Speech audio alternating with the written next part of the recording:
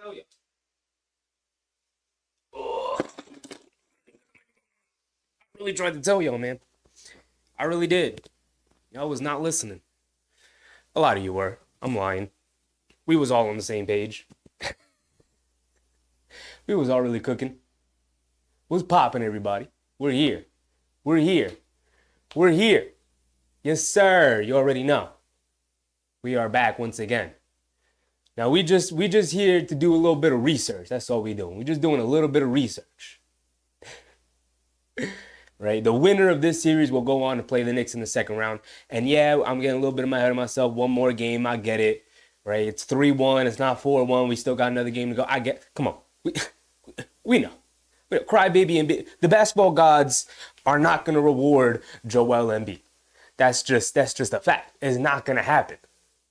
So, orange and blue skies all day, every day. We out and running right now. We're going to sit here. We're going to watch. We're going to call this Indiana versus Milwaukee game. The game is in Indiana. Indiana is leading the series 2-1. Giannis Antetokounmpo and Damian Lillard have both been ruled out for this game. So it's looking pretty likely that Indiana is going to make its way out of this first round matchup against Milwaukee. That's great. It's all well and good. Love it.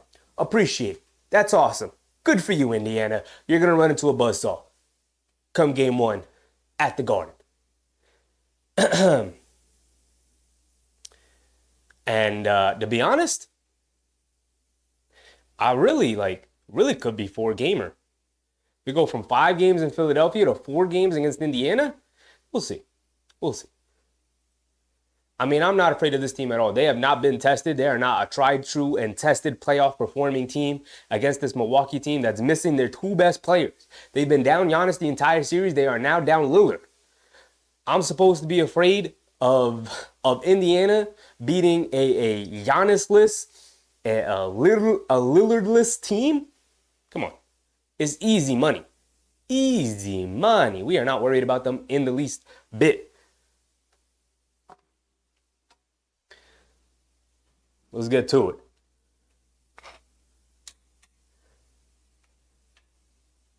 it. Appreciate you, Bernard Johnson. Appreciate you. Victor Wembanyama. Knicks up 3-1. Let's go. I told y'all it's 4 quarters. I was right there with you. Victor, we know. We know. Look, there's a couple of people in the chat and the streams all the time who are a little bit emotional. You know, they try to claim they've been fans for forever, and so they got a little Knicks PTSD in them. And like, come on. We not about that. It's not time for that. You know? You got to pick yourself up and move on. Bernard Johnson, Crims, of course, Anthony Serrano, Noah Linden, Big Task, of course, what's a Big Task? Nostalgic Nick was popping, everybody. We're off and running here today. How we feeling? Because, I mean, Knicks now up 3-1. The Bucks are starting Pat Bev, Malik Beasley, Chris Middleton, Bobby Portis, and Brook Lopez. What an eclectic group of a starting lineup it is for that 3-seed Milwaukee Bucks. Interesting. Very interesting. Little telling on where they are right now in their season.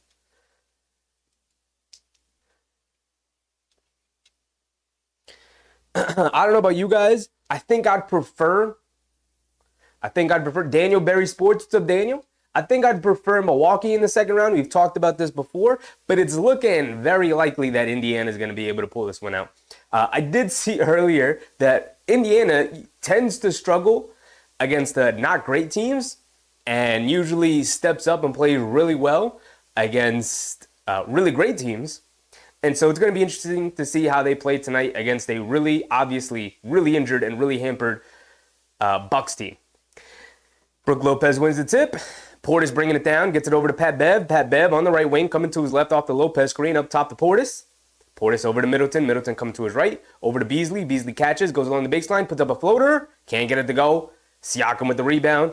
Here comes Halliburton. This game is in Indiana, so Indiana should have the crowd on its side, should have the energy and momentum from the crowd, and so should not be a very tough game at all as Siakam opens the game with a wide open miss under the basket. Beverly bringing it down. Anthony Serrano said, bye, Bucks. Pat Bev driving down, looking for a foul call, doesn't get it, loose ball, and they're going to say out of bounds on Middleton. And he's upset already. Quickly inbounded. Here come the Pacers. Krim said, I think Giannis is done for the year. Well, considering they likely only have one more game after tonight, I think so. Nembhard gets open straight away three, knocks it down. And Nembhard coming off a really great game 3. Looking to continue with it here in game 4. Victor Marquez, what's up, Victor? Knicks dangerous now, but more dangerous next year. I've been trying to tell people, Victor, listen, they're going to get Julius Randle back. That's the main upgrade of the team. But a rejuvenated bench, listen, whether Bogdanovic comes back or not, I think this bench is going to be mighty nice next year, especially with Rokas Jokibitis coming in. I'm telling y'all to watch out for that Rokas Jokibitis. Don't sleep on him. Beasley out of the corner for 3, knocks it down. Pat Bev kind of controlling things here for the Bucks. It's 5-3. Siakam on the right wing, dancing with it. Gets it over to Nesmith up top, swings it over to Halliburton. Halliburton being guarded by Beasley. He's going to pull it back out. Trying to come off Siakam's screen here. Now coming to his left off a Turner screen as well. Picks his dribble up. He doesn't have anybody to get out to. Gets it over to Turner. Has to fire away with the shot clock winding down off the side of the rim. And the ball is going to fly out of bounds.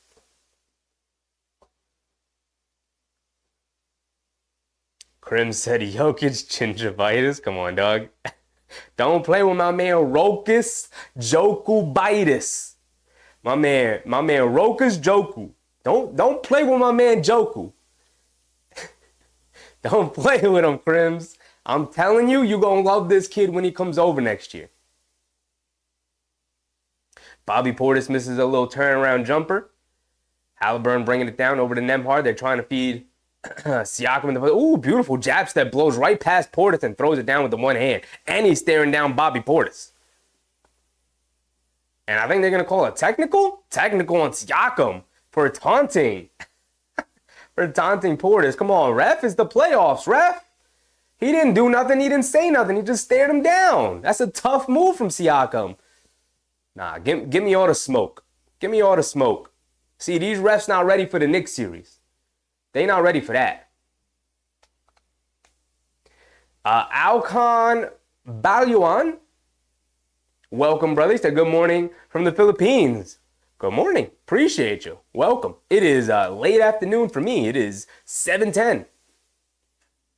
Noah said the refs are so soft. Yeah, come on, man. It's playoff basketball. He didn't even really say nothing. He just stared him down. That's a great move. I'd stare him down too.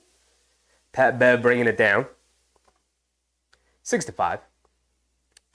After the technical free throw. Beverly coming to his right off the Portis screen. Gets caught in the air. Kicks it out to Portis. Portis hands it off to Middleton. Middleton gets caught in the air. Back to Middleton. Driving to his right. Gets in the lane. Stops. Pump fakes. Pivots. Fades away. Gets it to go. Middleton's going to have to put on his Superman cape today. Nembhard on the right wing, dancing with it. Over to Turner. Turner over to Siakam. Siakam coming to his right. Brook Lopez going to switch on to him. Over to Nembhard. Nembhard coming to his left off the screen. Getting downhill. Leaves it off for Siakam. Gets fouled from behind by Middleton. AP, what's up, AP? I don't know how old you are. I told you Mike Breen on the radio. Thank you, AP. Appreciate you, man. Appreciate you. A one-man gang. It is just a one-man show over here, man. It's a one-man band. Do it all myself. I could use the help, but none of my friends wanted the help. So I just had to do it all on my own. You know, sometimes you got to do it on your own before people realize, oh, snap. Maybe I should be involved in that. We'll see. We'll see. Siakam at the foul line. This is the first one. He got one more coming.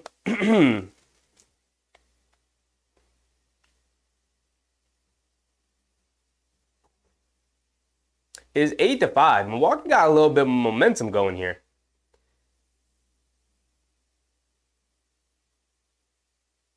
Siakam has been absolutely dominant in this series. He's been the best player in this series. Him and Lillard. But Lillard now being out. As Pat Bev driving to his right. Siakam missed both free throws, by the way. And Beverly knocks down the layup and gives the two small taunts to Nembhard, and they call it technical on Beverly. And the refs trying to... This is what I thought the Knicks game was going to devolve into. I thought the Knicks game technicals were going to fly everywhere. And it didn't. And I think because both teams knew what time it was. It was basketball time. In this game, two pretty immature teams going back at it right now. Technical on Siakam with the taunting. Technical on Pat Bev here with the taunting. All right, so both teams, they got the technicals. Let's move on. Big Test said that's what I'm going through right now with my stuff. Look, at some point, I was just like, listen, all right, nobody wants to ride with me? Cool. You know what? I just do it on my own. You know, and at some point, I'll find people who want to work with me. You know, I shouldn't have to convince my friends to do something fun and creative. You know what I mean? Like, this isn't taking up too much time. I'm doing it on my own. If I was able to split the duties and the task between two people, imagine how much more could get done. Beverly in the post lays it up and in over Nembhard. You could tell Beverly wanted to hit Nembhard again with the too small, but already got one tech. It's a 12-8. Nembhard pull-up jumper, can't get it to go. Neesmith with the rebound, kicks it out. Siakam left wing three. Pascal can't get it to go. Beverly chases down the rebound. He's bringing it down. Beverly over to Portis. Portis spots up on the right wing for a three. Comes up short. Fight for the rebound. Halliburton comes out with it. Halliburton bringing it down. Nostalgic Nick said Knicks Fan TV will be working with you. I don't know about that, man. They big time over there. They real big time over there. They be on TV and whatnot. We just over here hanging out being dumb. I'm just being a silly goose over here. They professionals over there.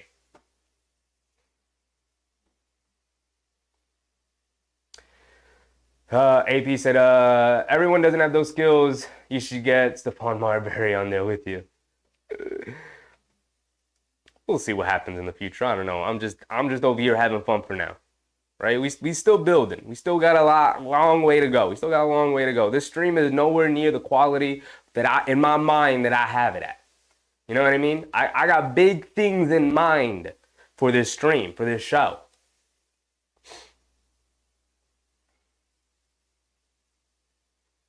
Miles Turner at the foul line. He also missed the free throw. And he misses two as well.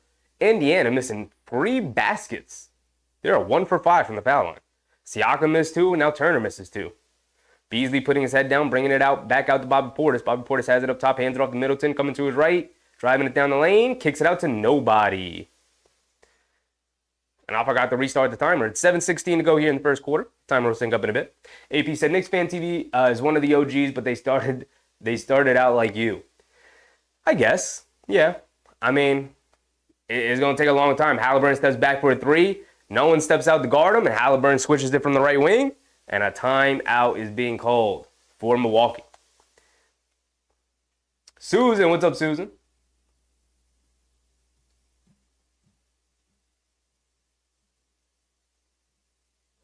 Krim said, let this series go 7. I'm right there with you, Krims.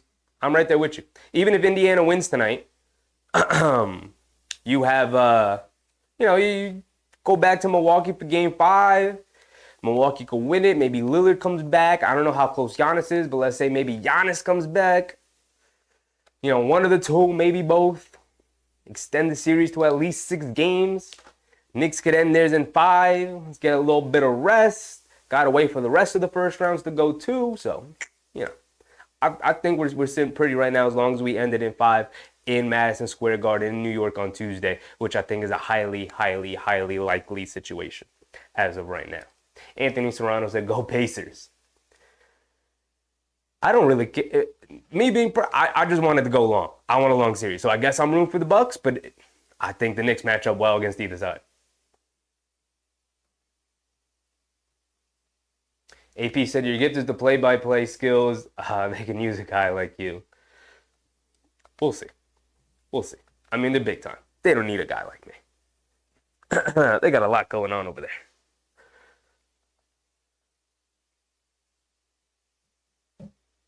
Anthony Serrano. Pacers versus Knicks. Listen, the rivalry to go from Knicks versus Philly to Knicks versus the Pacers, that'd be a pretty crazy rivalry.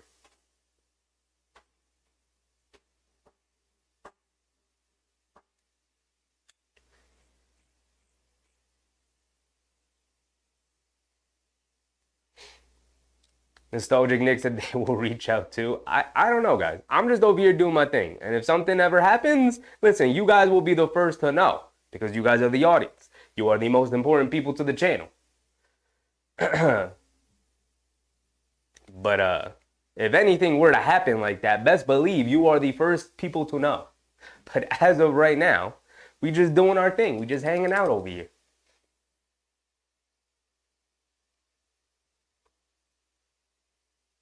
AP said, I see the Knicks player promo that got Durant saying Brunson is going to the Hall of Fame. I mean, everybody's taking notice right now. He just put on a 47-point performance. Everybody was drooling over the Embiid 50-point game after he should have been kicked out in that first quarter. It's gonna be fun to hear tomorrow. It's gonna be real fun to hear everybody drool all over this Brunson game. You know, I wonder what they're gonna say. Are they gonna say how Brunson was leaning in to draw a bunch of fouls against the foul? Oh wait, sorry, that was Embiid's 50-point game. They can't say that about Brunson. After Embiid just had 22 free throws or 23 free throws, and Brunson had 11, they got nothing. They got nothing left to say. After they said he got locked down by this Philly defense in the first two games, and then what happened? He adjusted, came back. 39 in the previous game, 47 tonight. You can't guard him. He's getting better as the series is going on, and Embiid is getting worse as the series is going on. Because we figuring him out. He's a foul grifter. He's got no way to play. He can't outskill the opponent. Right? He's got one or two moves. That's it. Jalen Brunson, he's got moves for days. He's got counters on top of his counters on top of his counters. You think you stopped him going one way, he's going to go the other way, then he's going to pump fake, he's going to pivot back the other way, he's going to spin back the other way, and then pump fake again, then step through and lay it up and in and one. We've seen it so many times before. We're back into it. And I let the timer run all the way down. 6:50 to go here in the first quarter. Portis has it in the high post. Backing down Siakam, faces up, driving to his right, low floater with the right hand, gets it to go. It's 14-11. Milwaukee's hanging in there to start. We'll see if Indiana can blow it open at some point. But the way they're doing it is by getting into the paint. Turner and Siakam not asserting themselves down low. Halliburton, another pull-up D3. Can't get it to go. Middleton with the rebound. He's bringing it down.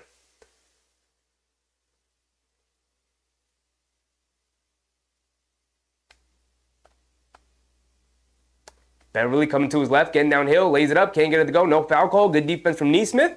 Quick outlet to Halliburton, who's bringing it down. Hands it off to Nesmith. Nesmith passes it in the corner to Nembhard. Nembhard picks his dribble up and gets it over to Siakam in the post. They double him in the Nembhard. Sprays it out to three in the corner to Turner, who knocks down the three. Miles Turner has been shooting it very well in this series from the perimeter.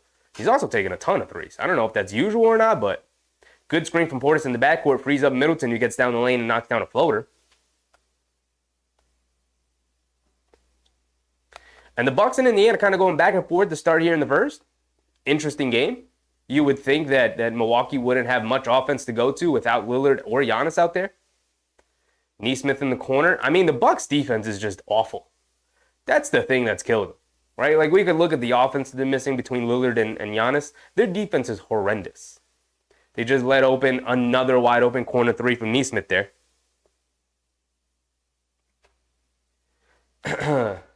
And the Bucks miss another three from Middleton. Nesmith with the hit-ahead pass, driving down. Ball poked away by Beverly, who comes up limping a little bit. Here comes Middleton, bringing it down, spins off of Nesmith, putting his head down, driving down to the basket, takes some contact, lays it up, can't get it to go, but he is fouled by Nesmith. Going to the foul line for two. AP said, I don't watch anyone but the Knicks, but I like watching your play-by-plays. Appreciate you, AP. Appreciate you.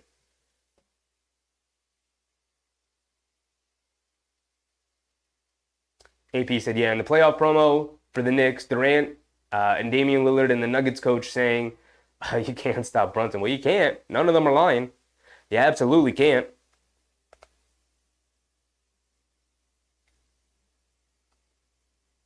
Ask the Sixers how their defensive strategy has been going so far.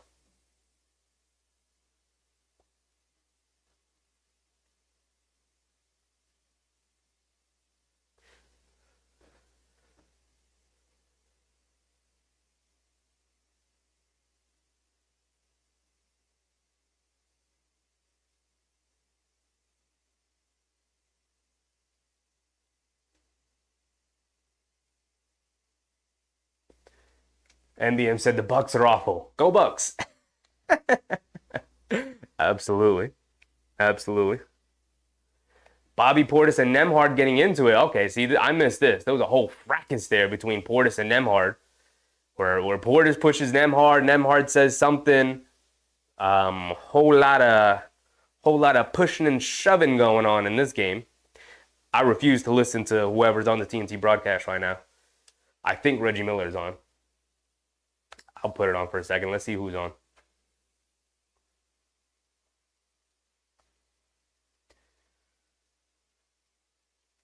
Bobby Portis is already... Now, Siakam and Beverly have the techs. So Nembhard and Portis, should they get technicals here, they should be fine. I don't expect any of them to get kicked out. It is a playoff game. I'd be very surprised.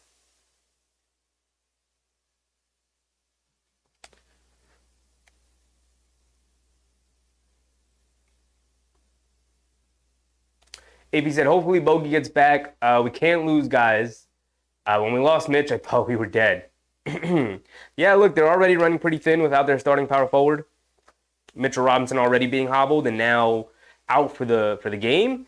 That was pretty rough. But, you know, this Knicks team, they overcome things. That's literally what they do. That is what they do. They've done it all season. I mean, a season where Robinson misses like 2/3 of the season. Robinson misses like 2/3 of the season. Randle misses about half. Anunoby misses like 20 of the 30 games he was available for the Knicks. He missed like 60 or 70% of the games after the trade to the Knicks. So all they do is overcome. And then Harnstein on the minutes restriction with the Achilles injury. A whole lot of talking from this ref right now. What's going on?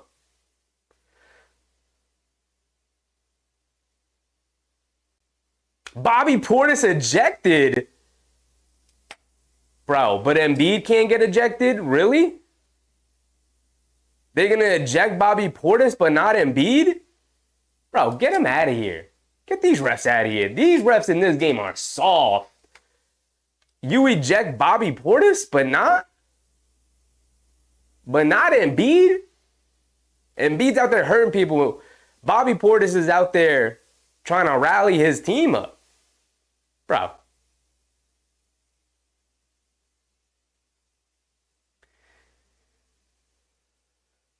AP said Mitch plays Embiid pretty good. That's why I thought they were you were Ducks. Yeah, I mean, but all this team does is overcome things.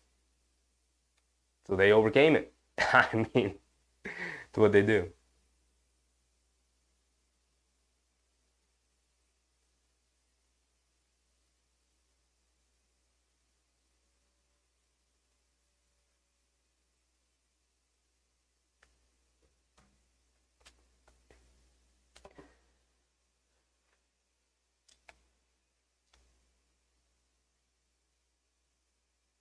So Bobby Portis is out now. I mean, should have been a major factor.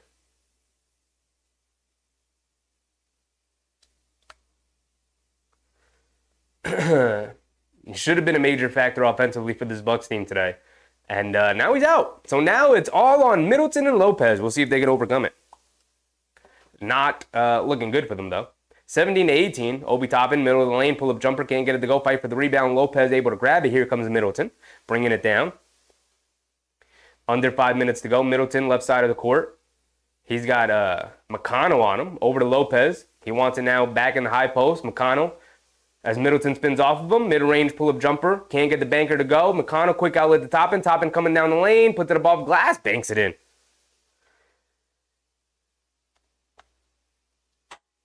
And Malik Beasley bringing it down. I guess Malik Beasley is the guy that's going to have to step up now. Beasley over to Middleton. Middleton over to Andre Jackson, the rookie, who gets it back to Portis in the post against Turner. Lopez flips it up and in, gets it to go. Awkward looking shot from Lopez, but going back to his Brooklyn days. Toppin rushing it down, lays it up and in with another one. 22-19, and the Pacers trying to run Milwaukee out of the building, down a bunch of their guys. Connaughton down the lane, lays it up and in with the left hand.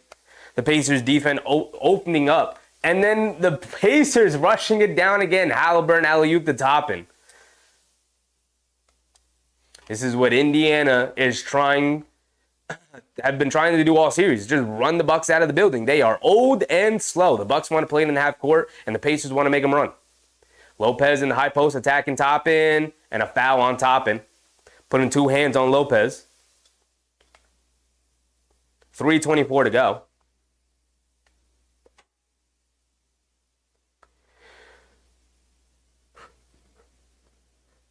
Mark said Obi's going off. He is. He scored the last 6 points for them. He's open.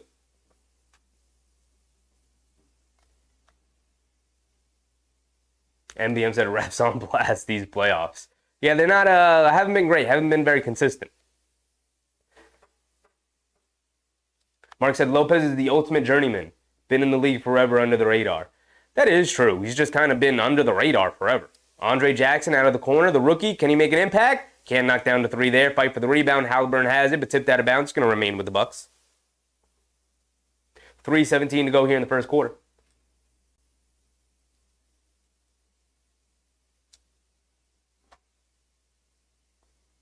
AJ Green is also checked in for the Bucks. He is a sniper from 3.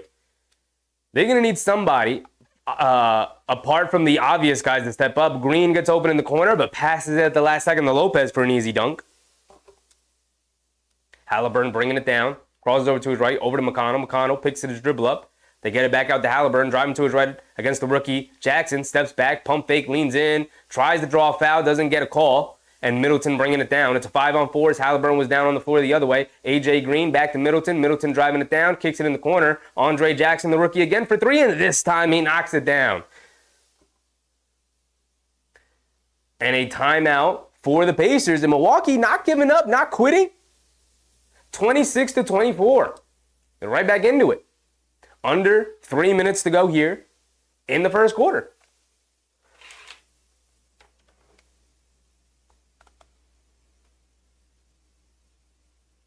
Let's go ahead and open up this box score. 2:46 exactly to go here in this game.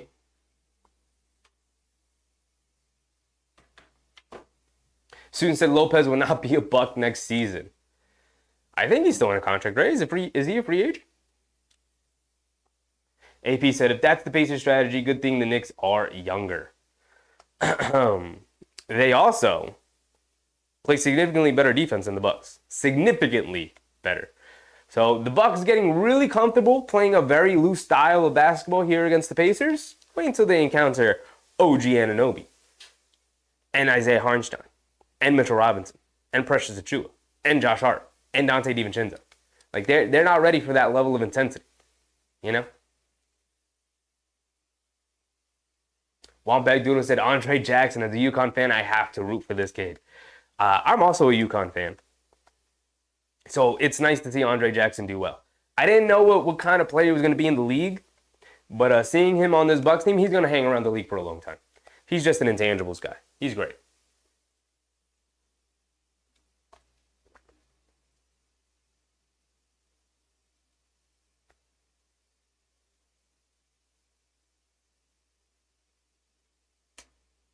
Student said if the Bucks don't make it to the second round, there will be massive changes for next season. I don't know what they can do, though. I don't know what there is to do to improve that team. Right? You need a stretch center alongside Giannis, right? You need that paint open. But you also need somebody to help him as a defender and a rim protector. So really the only guy who fits that bill is like Miles Turner, who they're playing against, who I don't think the Pacers would be ready and willing to trade to the Bucks for Lopez, right? I don't know what Milwaukee does to improve. There's no answers out there. And they don't really have the assets if there was an answer out there. At least not the assets to sort of outbid other teams as well. Wallback Doodle said, yes, I really wanted him as a Knick. I mean, he would fit well with the Knicks. I think the Knicks are also, though, prioritizing shooting. I think they have enough non-shooters on this team between the centers and Achiuwa and Josh Hart.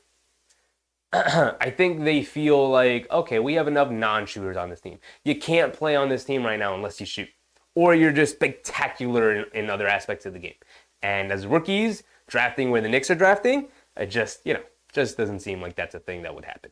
So I think they will be prioritizing shooters who can get better defensively, or really good defensive players who have shown the ability to knock down a three and could probably get better in the league. You know, Student said the defense on the Bucks is non-existent at times.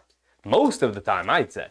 The Bucks this season, listen, apart from like a couple of stretches here and there, their defense was horrendous. Not even bad, horrendous. One of the worst in the league. AP said Philadelphia's media is changing their tune. I can't wait.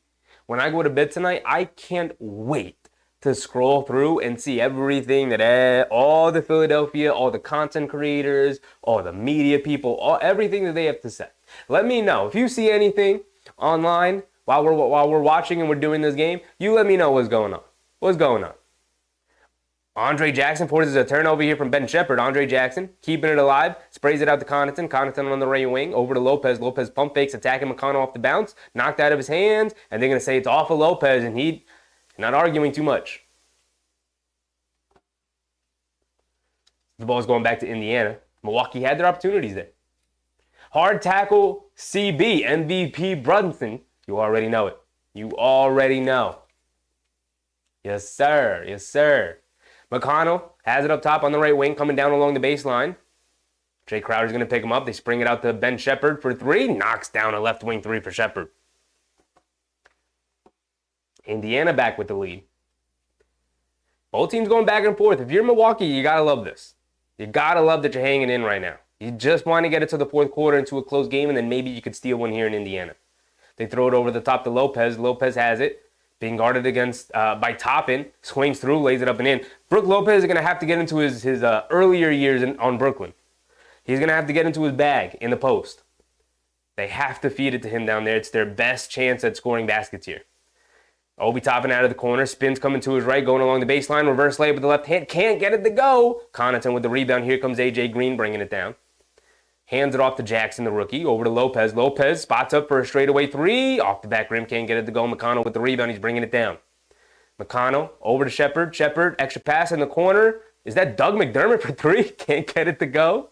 Toppin chasing down the rebound, but can't save it to his teammates as AJ Green bringing it down. Has it on the right wing. Hands it off to Jackson. Back to Green. One dribble, pull up three. AJ Green answers back with a three of his own.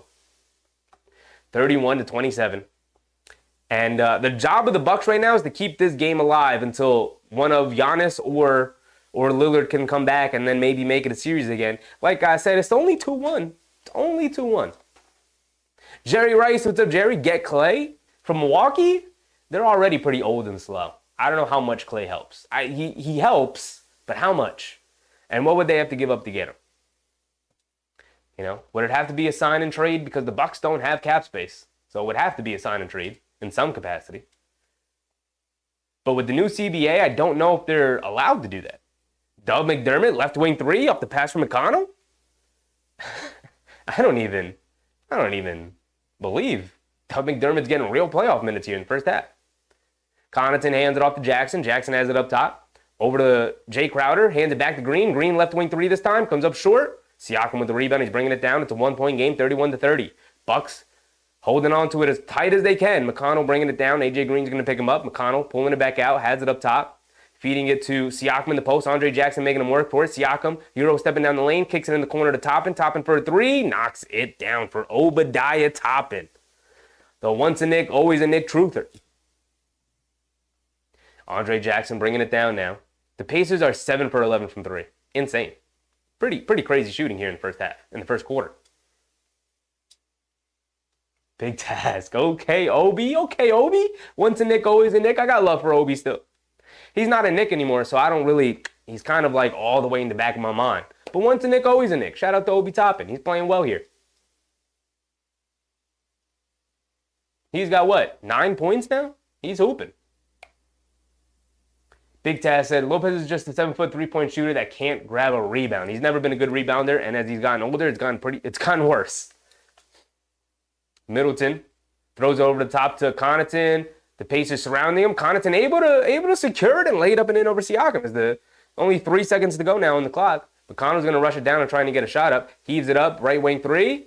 Can't get it to go. And that's going to be the end of the first quarter, tied at 33. Both teams going back and forth. If you're Milwaukee, you have to feel great. You got to feel great if you're Milwaukee. Gabriel Murillo. What's up, Gabriel? What's poppin', my guy? Welcome. AP said NBA said Embiid said he's disappointed with other Knicks fans in the stands. I did see that.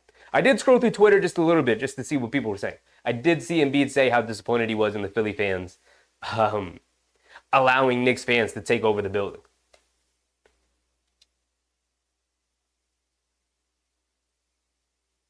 Wombat Doodle, Doug McDermott, an ex-Knick. True. Once a Knick, always a Knick, Doug McDermott. Son of a coach, yeah. The Creighton head coach. I don't know if he's still the head coach there. I think he is. Mark said, wish he would have gone to any other team. Very fair. Very fair. You know, we'll see how long Obi Toppin is going to stay in Indiana, considering they just traded for Pascal Siakam. Yeah. He's getting more opportunity because he can play alongside Siakam, especially the way Indiana plays. So he'll have more opportunity here than he ever did playing behind Julius Randle, considering that they really couldn't play together. We'll see. We'll see how long he lasts in Indiana. Jerry Rice, get Clay for the Knicks? Jerry, we have Clay.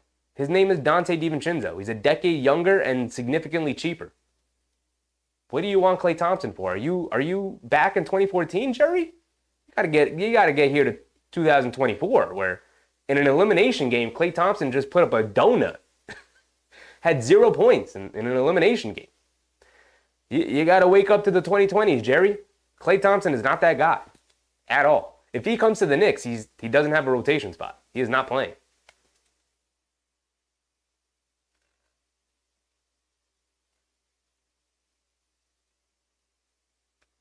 Wombat Doodle said, yes, Doug McDermott's dad is still the coach and a solid coach. Yeah, Creighton's usually always pretty good. Right? They just had, what was his name? Baylor Shireman, right? He's going to enter the draft. He's going to be an NBA player. They usually have, really solid teams. He is a really good coach.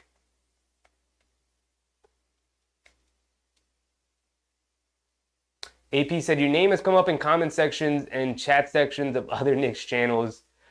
We got to get you out there. Appreciate you, AP. Appreciate you. And anybody else who contributes in that, I appreciate you guys spreading the word. My goal is to have as much fun as possible watching games, make it as entertaining for you guys, and put on a fun, quality show that makes it worth watching my show over watching the other broadcast available, right? And I'm not the only person doing play-by-play watch-alongs with the Knicks, right? Like, obviously, Knicks Fan TV also does them. I know Knicks Film School does like watch-alongs with some of their crew. I know CK does them. Knicks Now Chat also does them. There's a couple other guys who also do them. Like, I'm not the only one. So I appreciate you guys spreading the word. But like I said, my entire goal as of right now, we're still a really small community. My entire goal as of right now is growth, and to make the stream as fun and entertaining for the audience as possible. That is the best way to in my opinion, to build a community. Like, I can get out there, I could spread the word more often. I could, spread, go on the Reddit forums and spread the word there. I can go into other people's chats and spread the word there. I just want to spread some positivity and have fun watching basketball, because that's what this is supposed to be about, right? So I appreciate you, and maybe we'll get there one day. But as of right now, we just gonna focus on us, right? We're just gonna focus on our own improvement. Ben Shepherd driving it down, and Middleton gets back on defense and draws the charge. We did open up with an Indiana basket. 11:28 to go here in the second. We just started it here. Jerry Rice had off the bench. I mean, is he gonna play over Rokas Jokibitis? I don't know, brother. I don't know. I'm telling you, next year's team's gonna be special. Maybe.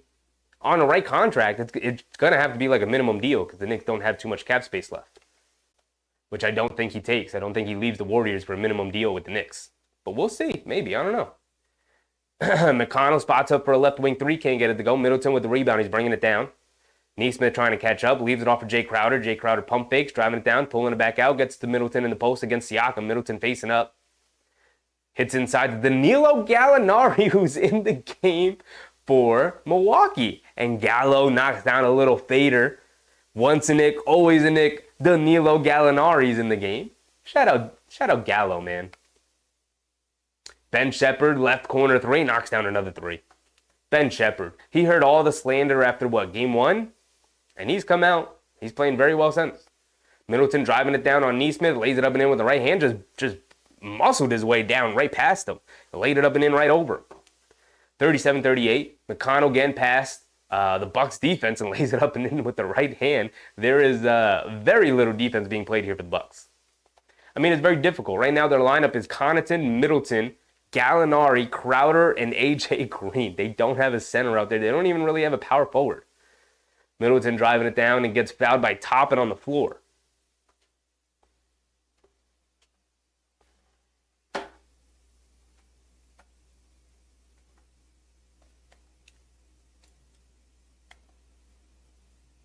Untamed Eyebrow Connoisseur. What's up, Untamed?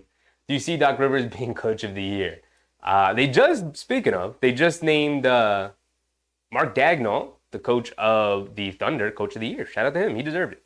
Very deserved. Youngest team in the league, or second youngest team in the league, something like that. And they number one seed, and they're up 3-0 in their playoff series. Now, obviously, that series is without Zion, but still very impressive. Still got to handle business, and that's exactly what they're doing. 39-40 right now. My scoreboard is so off. 39-40, 1-point game. 9:30 to go. Middleton has it in the high post. Attacking. McConnell gets fouled and one for Middleton. It's going to the foul line for one more as Milwaukee retakes the lead. 9:30 to go.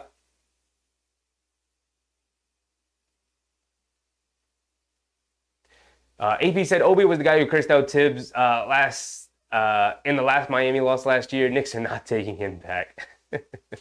Absolutely. Now, he did have a bit of a gripe. Tibbs kind of just went away from him, even though he was pretty effective in that series. He was up and down, obviously, but he had his moments. And I think Tibbs was just obviously never a fan of Toppin. And it was very clear that they needed to move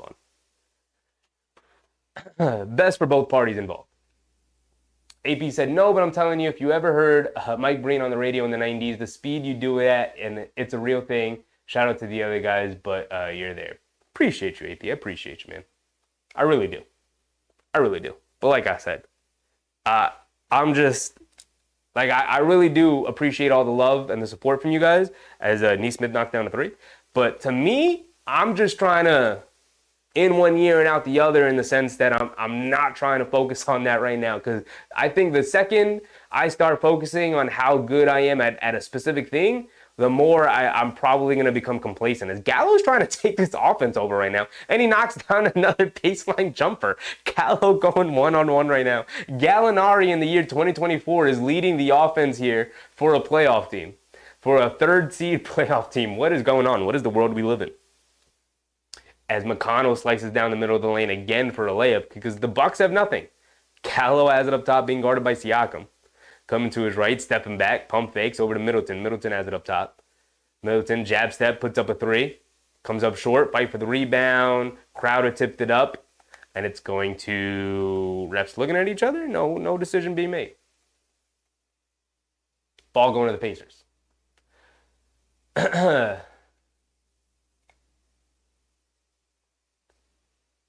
D-Ras, what's up, D-Ras? Appreciate you. AP said, everybody does something well. My favorite pregame show is Knicks Real Talk. Divine and Shaw Powers. Everyone has their strengths. Yeah. I mean, there's a reason why I don't do post-game stuff or pregame stuff, is because I'm not very good at that. I don't have, the patience or the ability to just filibuster and continue to talk about things. And analyze things to that degree. Podcasting, I wouldn't be very good at it, which is why I don't do it, right? I'll save that for the other people who are really good at it, right? Student said I would definitely be here for the next game, saving on my energy for the dirty Philly. Definitely dirty over there in Philadelphia, man. Out there trying to hurt people. King Tombe, what's up, King? Appreciate you. Gallo has it up top, being guarded by Siakam. It's 47-44. as Gallinari fades, comes up short, fight for the rebound. Green trying to keep it alive, but the Pacers end up with it. It is 44-47. There we go. 3-point game. Halliburton throws it inside to Turner, who spins and fires a right-handed hook. Can't get it to go. Here comes Middleton bringing it down, left side of the court. Picks his dribble up, tries to throw it inside the green. The Pacers come up with another turnover. Neesmith hit ahead to Nembhard. Nembhard on the right wing. No-look pass inside to Turner, sprinting down the middle of the lane, and throws it down with two hands. And a timeout from the Bucks, 49-44.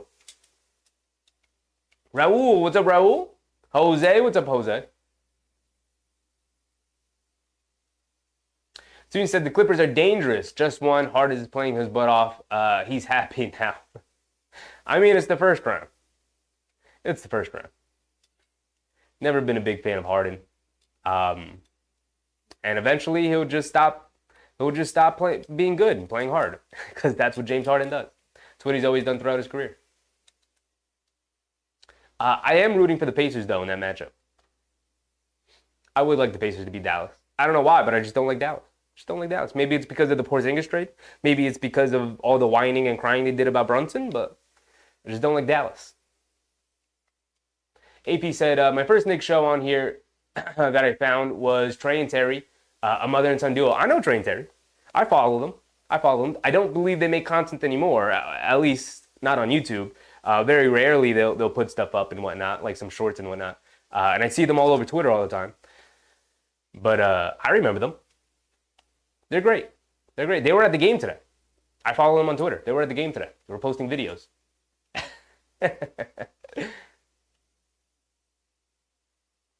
Jose said, stay humble, stay hungry, stay wise. Listen, I went to school for video production stuff. And so when I graduated, it was during the pandemic. And so people were very reluctant to hire new people fresh out of school without any experience. And so it was really difficult to get a job. And so at some point I was just like, okay, I'm just going to have to do something on my own until a lane opens up for me and I can get a job at some point. And so that's when I started streaming, and eventually that led down to this. And then now we're starting to build something real, and it's, so in my mind, I have like a professional production that I want this stream to eventually resemble. And for this to turn into like an actual show with an opening and a closing and, costume changes and commercial ad breaks and a bunch of stuff. The ideas that I have are insane. If you could see my wall, I have a bunch of Post-it notes that I have on the wall of ideas of stuff I want to shoot and videos I want to make. Like, best believe stuff is on the way. Best believe stuff is on the way for sure. Yogeshwar, what's up, Yogeshwar? Long time no see. Appreciate you, brother. Welcome back. Happy to see you. It has been a long time.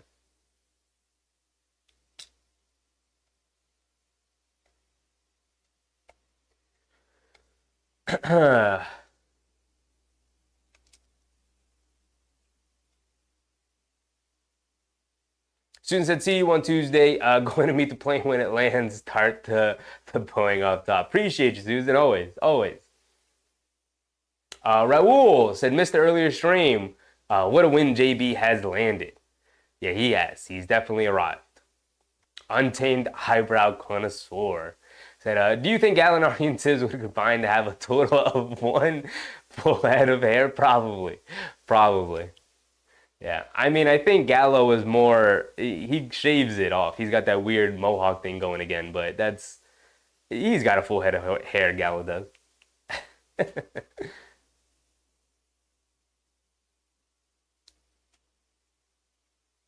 AP said, Knicks Deli, streets are buzzing, still Knicks fan, big Knicks energy. We are lucky we have as many shows as we can watch. Sixers probably only have one at TNT. Yeah, I mean, the amount of content creators for Knicks is insane. It's honestly insane. It's something that before I started doing this, I was like, the market is so saturated. As a nice pass from Middleton to Lopez, he lays it up and in on a nice lob. I thought that it's so saturated. There's so many people making Knicks content. Like, what's going to set me apart? And I think my production ability and the way I can make the show feel, I think is going to set me apart, right? That's sort of where mindset is. And if something else happens that sets me apart, then cool. But as of right now, that's my main focus. Beasley misses a wide open three. Middleton picks up the offensive rebound though. Cross court pass to Green. Green over to Beasley. Another straightaway three gets blocked by Turner. Beasley's just jacking him away, firing away now. Out of the timer tick all the way down, but we're halfway through the second quarter, 6 minutes to go. Turner in the paint.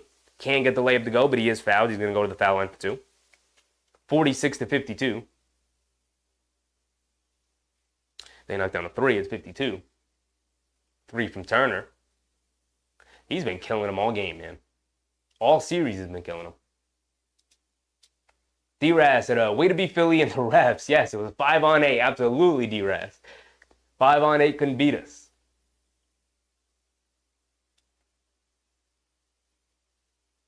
Jose said, I don't like Harden at all, but he dominated the end of the game. PG had some clutch threes. He did. I mean, weren't they up like 25, though? And they let Dallas come all the way back? Susan said, I don't like Dallas. Mark my words. I speak Cuban. AP said, I don't like Mark Cuban for that stunt he pulled last year with the play-in. Yeah, he's pretty disgusting. Should have been our pick. Should have had the 11th pick. Would have been fantastic. But either way, we move. We've got 25 and 26 this year. Obi Toppin coming along the baseline. Beautiful passing display from the Pacers here. Neesmith, pump fake, sidestep, left wing three. Hit the front of the rim. Can't get the soft roll. Middleton with the rebound. The Bucks hit a three in the last possession. Middleton over to Andre Jackson. Pump fake, driving past Toppin. Leaves it off for Beasley. Beasley, one dribble to the mid-range pull-up jumper. Rattles it in. And the Bucks still hanging around, man. It's only a 3-point game as Indiana calls a timeout. 5:30 to go here in the second quarter. 54-51. Indiana still holding on to a 3-point cushion, but Milwaukee's not going away. Not going away. It would be a very impressive win today if they can pull it off.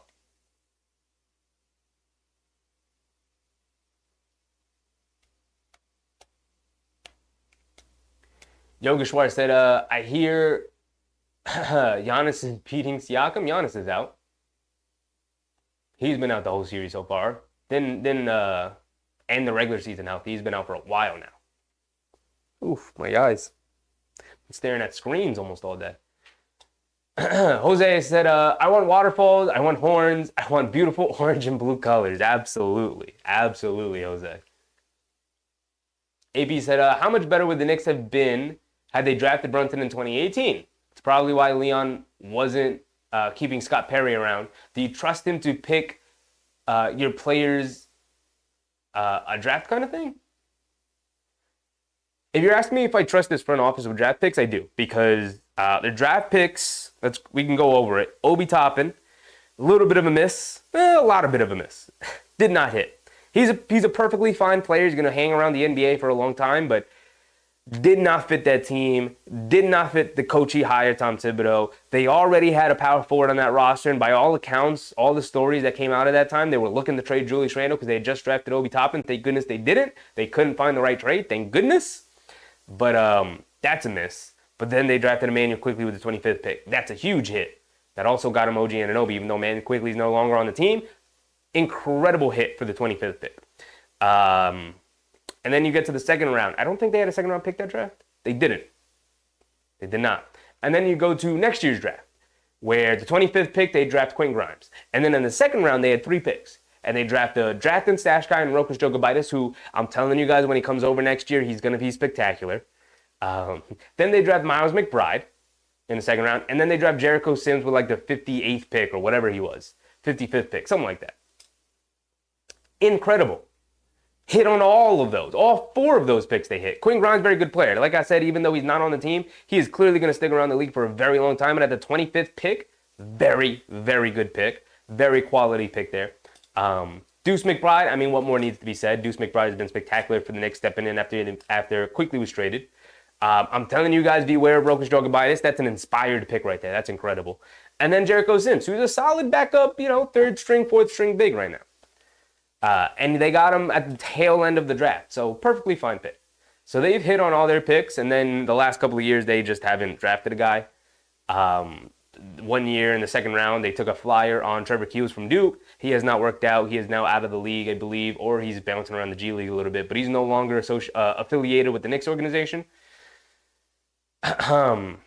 And that's pretty much it. They have not taken a player in the draft the last couple of years, which is why I'm very, very hyped for this year's draft. I know it's not a deep draft. It's perfectly fine because the Knicks don't have a high pick anyway, so they're going to be looking for role players regardless. But very, very much looking forward to the draft this year. Especially because, look, they traded all their young guys away, aside from Deuce. And so they need to restock on young players on this team. So that's going to be exciting. It's going to be exciting because I expect them to take both players, take 2 young players in the draft this year. Considering that their end of bench guys included Charlie Brown Jr., Jacob Toppin, and Daquan Jeffries. You know, no shade to those guys, but like they're never going to be rotation players in the NBA. As we're back into it, and the Pacers come out of the timeout, knock down another floater going to the rim, 56-51. Jeez Louise, why is my scoreboard so far off? Spending too much time talking to you guys. I'm not calling the game effectively. And the Bucks turn it over. Nembhard bringing it down. Bad pass from Middleton. And Nembhard hits Turner coming down the lane. Gets fouled again by Middleton. He's going to go back to the foul line. 5 minutes to go here in the second quarter. It's a 5-point game. And Turner's back at the foul line for 2.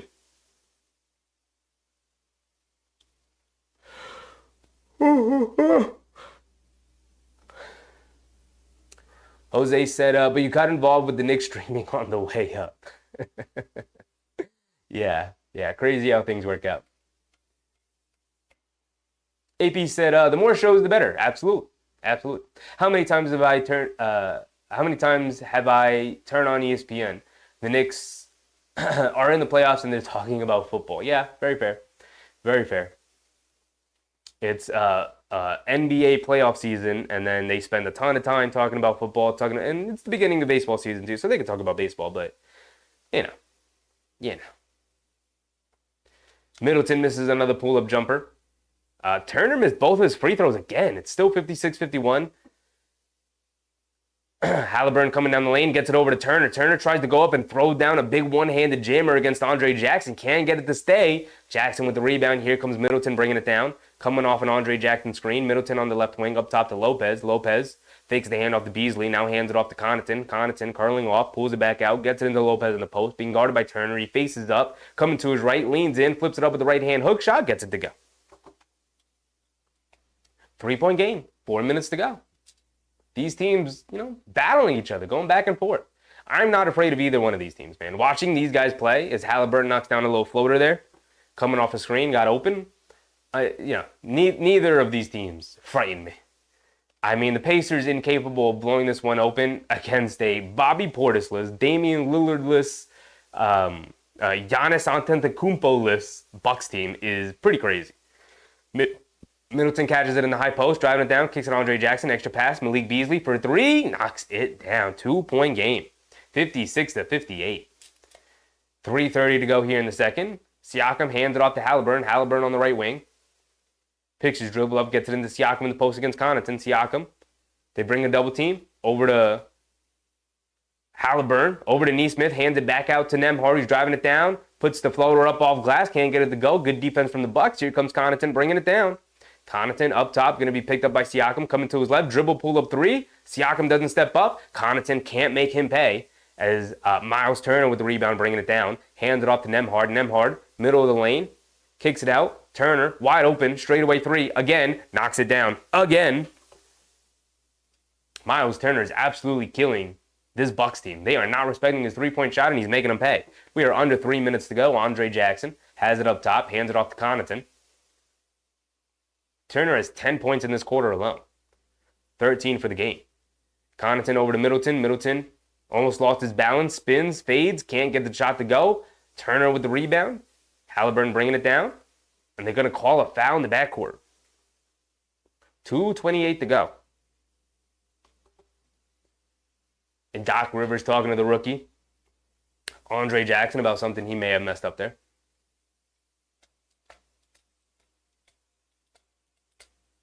AB said, no, I was saying to let Scott Perry go because he stinks in the draft. Yes, I get it. Okay. You got to give him credit, though. He did draft Mitchell Robinson in the second round. He did have one hit. Did have one hit. Did also take R.J. Barrett. Did have 2 hits. Did have 2 hits under his belt. I don't think it was terrible at drafting, but he wasn't great at it. Nembhard in the high post, leaves it off for Turner. Turner faces up. Lopez trying to guard him. Turner crosses over to his left, goes right into him, puts up a high floater off glass, can't get it to go. Turner offensive rebound, gets blocked by Lopez. Loose ball, knocked out of bounds. Off of Connaughton's going to remain with the Pacers. Blockiana, Tayana? What's up, Blockiana? I'm going to call you Tayana. That's easier. What's up, Tayana? We got Obi's brother. He may be something. I don't know about that. We'll see how he develops coming into next season, but I don't know. We'll see. He played pretty well in the G League this year. He's got an opportunity. We'll see if he takes advantage of it. Halliburton misses a 3. Connaughton throws it in down to Lopez. Lopez spins off a Turner, lays it up and in with the left hand. Old school Brooklyn Nets down in the low post, down and dirty. Brook Lopez is making his return tonight. Siakam drives it right into the chest of Gallo. Gallo falls down, no foul called, and Siakam goes in and throws it down with 2 hands. 58-63. Bucks still down by 5. Andre Jackson bringing it down, has it on the right wing, being guarded by Siakam. Throws it down inside the Gallo in the post against Halliburton. Gallo faces up, fall away jumper, knocks it down out of the mid-range. Gallo, for some reason, is just ageless, man. He's like 47 years old out there hooping right now. I'm exaggerating, obviously, but he is just... I don't even know how he's still hanging around in the NBA. He could barely move. Halliburton dribble pull-up 3 as Andre Jackson gets caught up on the screen and Lopez incapable of closing out there. Either that or just is not cognizant that Halliburton can shoot threes, I guess. Andre Jackson bringing it down, kicks it out to Gallo, swings it over to Malik Beasley. 1 dribble pull-up mid-range jumper, gets it to go. 66-62 now.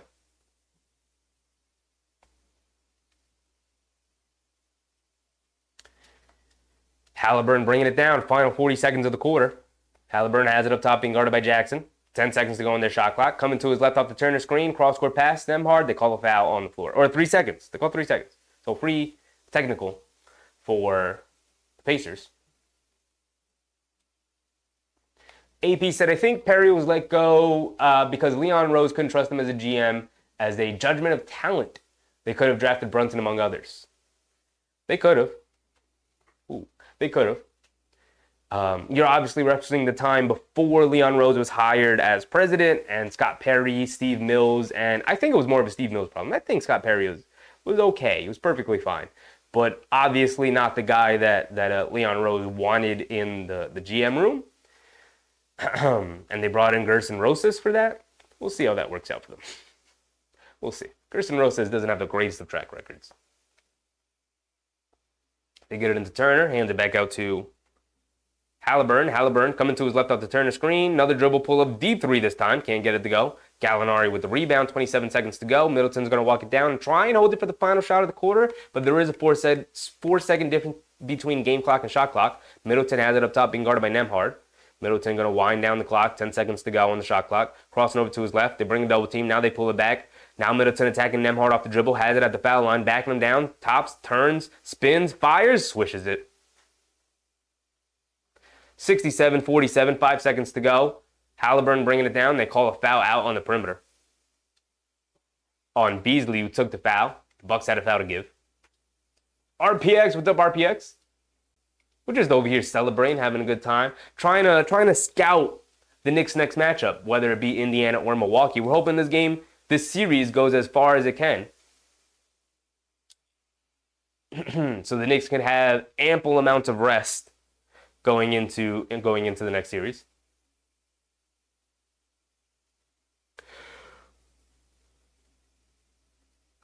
Nembhard gets it into Halliburton. Halliburton dribbling to his right. Sidestep, fadeaway 3 out of the bounds. Can't get it to go, and that's going to be our halftime score, 67-64.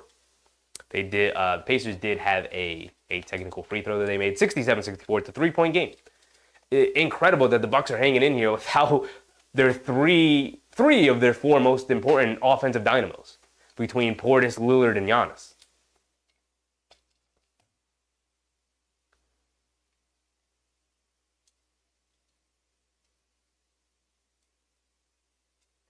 AP said, instead of hiring Tom Thibodeau, they bring in Fizdale.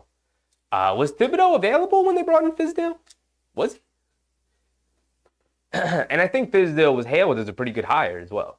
Who would have guessed that he would have ended up being I guess they should have known in the interview process, but I distinctly remember people being pretty excited about the Fizdale hire. You know, he had a good run in Memphis, came from the Spoelstra, Pat Riley tree, so I think people were pretty excited about the Fizdale thing. Look, it absolutely blew up in their face, and he proved not to be a good head coach in the league. But, you know, they eventually made up for it.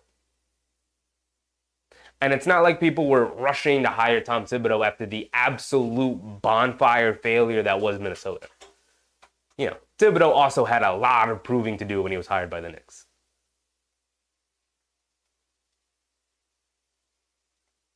AP said, hope Mitch comes back for Turner, another big that can shoot. Yeah, gonna need Mitch. The Knicks should be able to dominate the glass come next series, whether it's the Bucks or the Pacers.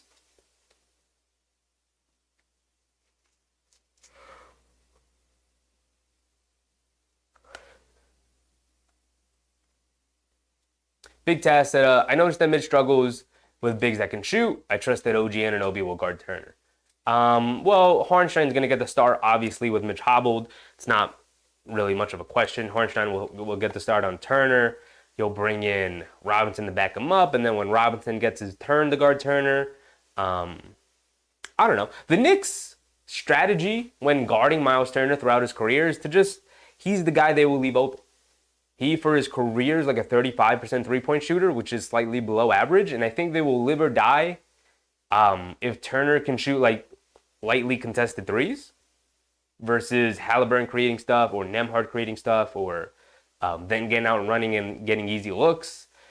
I don't think Turner is going to swing that series too much. Although the confidence he's building in this series could prove troublesome for the Knicks in the next series. Because as a team, you know, considering that they play drop coverage, they struggle against shooting bigs in general. But Hartenstein does pretty well against them, so I think for the most part they'll be fine.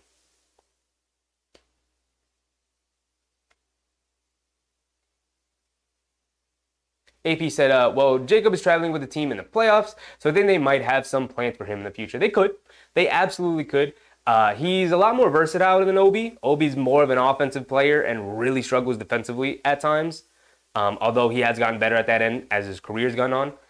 But Jacob Toppin is a little bit more raw as a player overall. Is a little bit more polished defensively and has better defensive instincts than Obi. They're both named Toppin. Than Obi Toppin. But he is significantly more raw offensively. He did show in the G League that he can knock down a three, or at least that's something he's working on. He's a good finisher, but he's just a little too weak right now. He's got to get his NBA body, his NBA legs under him. You know, his body just isn't there. He's got to hit the gym. And he's got to improve his ball handling because I don't think he's big enough to play the four at all. And he's going to have to improve his ball handling so he can be a bit of a three or a four and be out there as a versatile player. But I think he's maybe 2 years away from that, you know. I would be really shocked come next year if he improves his game that much. Although I'm hopeful for it, I'd be really shocked if it happened. But the fact that he is traveling with the team, that's a good point, AP. The fact that he is traveling with the team, I think is a pretty good sign, and I think it's a sign that they have high hopes for him, although he is not dressed. He is not one of the players that is dressed. Daquan Jeffries, I believe, is dressed. AP said, how long have you been a Knicks fan? If I can date it back to a specific time, I've been a Knicks fan pretty much my whole life. But if I can date it back to when I started watching every single Knicks game I could, it was 07-08. That was the season.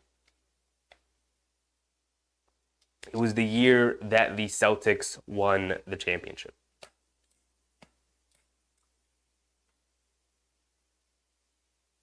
Was that 08 or 09? It was 2008. It was one of those years. It was 2008. It was the year the Celtics won the championship. I watched every single Knicks game that year. That was the first year where I was like, I'm fully into basketball now. I had gotten to that age where before that I had just liked the game of basketball and therefore I had by osmosis liked NBA basketball, but I didn't really watch it. I'd watch it occasionally with my dad and whatnot, but I was too young to really sit down and watch a full 82 game schedule.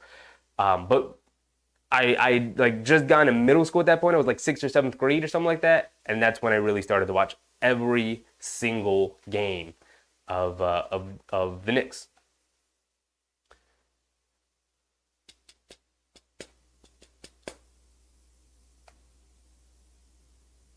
RPX was popping, my guy.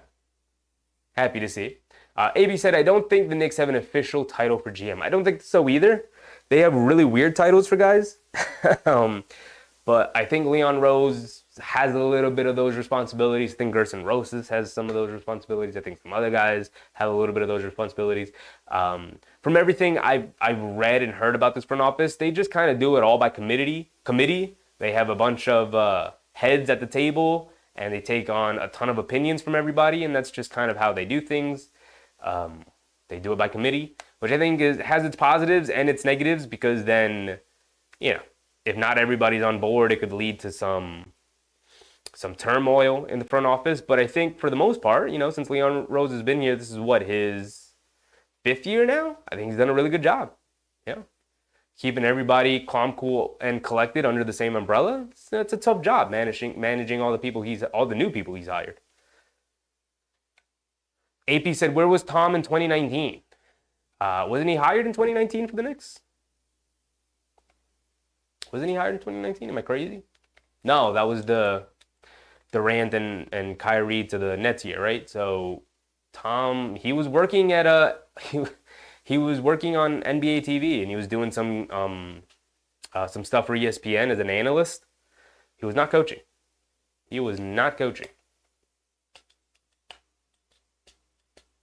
Right? Teams were not, like I said, that was an absolute dumpster fire in Minnesota that he left behind. And, it was the Jimmy Butler situation. It was it was the Karl Anthony Towns, Andrew Wiggins situation. It was the Zach LaVine trade situation. It was a lot of stuff. And, he was unceremoniously let go from Minnesota. And like I said, teams were not barging down his doors to interview him as their next head coach after the performance he put on in Minnesota.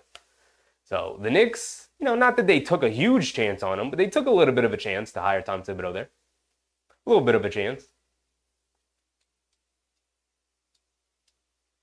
AP said Thibodeau is the principal you feared in elementary school. Big Taz said they brought in Fizdale because he was a player's coach, which is why they thought he would attract stars. Well, yeah, they thought of him as a player's coach because every assistant coach in the NBA is a player's coach, first of all.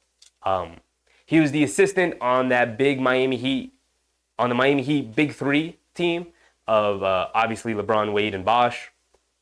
And so they loved that guy.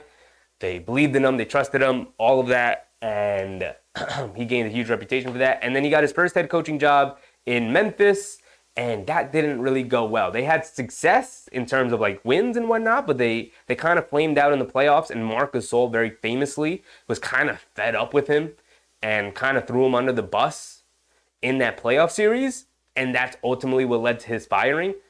And then the Knicks took a chance on him.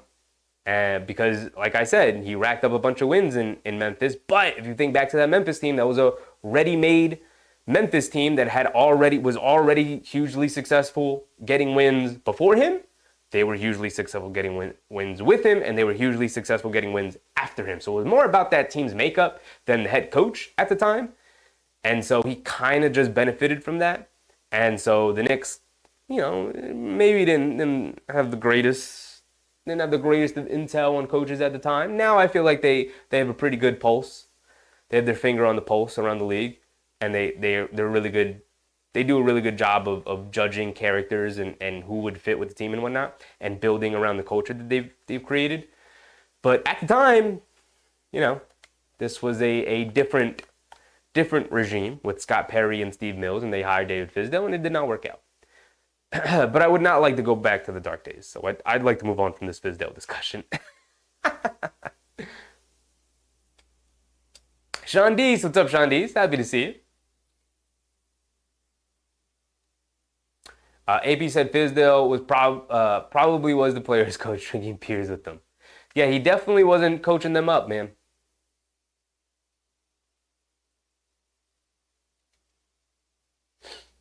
D-Raz, appreciate you, D-Raz. Said you're tailor-made for this. Shout out also to your co-host, AP and Susan. Appreciate you, D-Raz. Appreciate you. AP said 1990 for me. Still got my old Patrick Ewing jersey from 95. Fire. Fire. I have my Nate Robinson jersey. I don't have it anymore, actually. I didn't have a jersey. I had a Nate Robinson t-shirt and a David Lee t-shirt that I had obviously when I was in middle school and no longer fits me. And I have no idea where it is. Probably either donated or thrown out. But yeah, I've always said for the longest of time, David Lee is my favorite Knick of all time that I've ever gotten to watch. Obviously, if we go back in history, I'd say Clyde is my favorite Knick legend. But I obviously didn't get to watch Clyde. I didn't get to watch Pat Ewing. I didn't get to watch Houston or Sprewell. So those guys can't make my list as favorite Knicks I've seen because I didn't get to see them. But my favorite Knick that I ever got to see was David Lee. One, because he was the star of the team the first year I started to watch the Knicks, but also because I had heard, obviously I wasn't watching the team as closely as I did that season, but I had heard going up to that like the Knicks weren't particularly a well-run organization. And when David Lee was named an All-Star that year, I felt supreme pride in him. I felt like at the time as a kid, I felt like, wow, this guy is bringing the Knicks back to relevancy. He's playing so hard. He's Mr. Double-Double. He's awesome. He's incredible. I love this guy. And then they ended up signing and trading him to Golden State. That sucked. That sucked for me. Because I was like, why do you have to trade David Lee? Why can't David Lee and Amari Stoudemire play together? I was so young. So young. Didn't know the league at the time.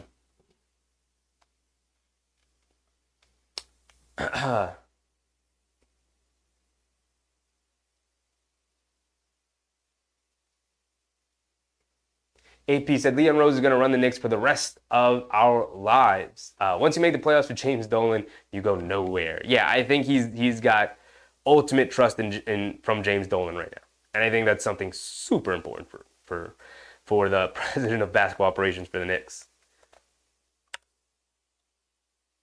All right, TNT is gonna show off this Knicks Philly game right now, so I want to listen to what they got to say. 3GP, what's up, 3GP? So what's up, everyone? Missed today's coverage. Was moving the kids out of their dorms. Oh man, hope you had a great time though. Moving them out of their dorms, so they're coming back home. Semester over, they're coming back home. Hope you and your family are doing well, 3GP.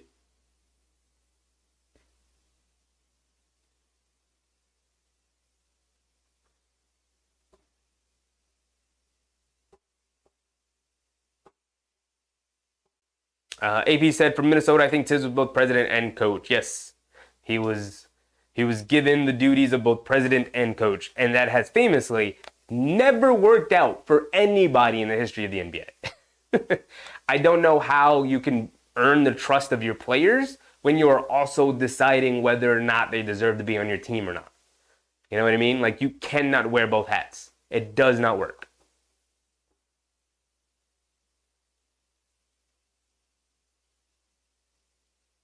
AP said they thought Fizdale was going to bring LeBron in 2018, which was always dumb. That was always a dumb thing. Obviously going to go to LA or stay in Cleveland. Zero chance he would have ever went to New York. Made zero sense.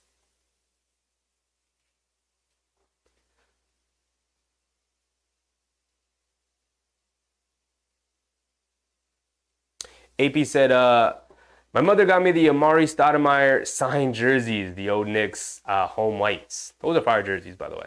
I never got a Stoudemire jersey, although I loved Stoudemire for coming to the Knicks.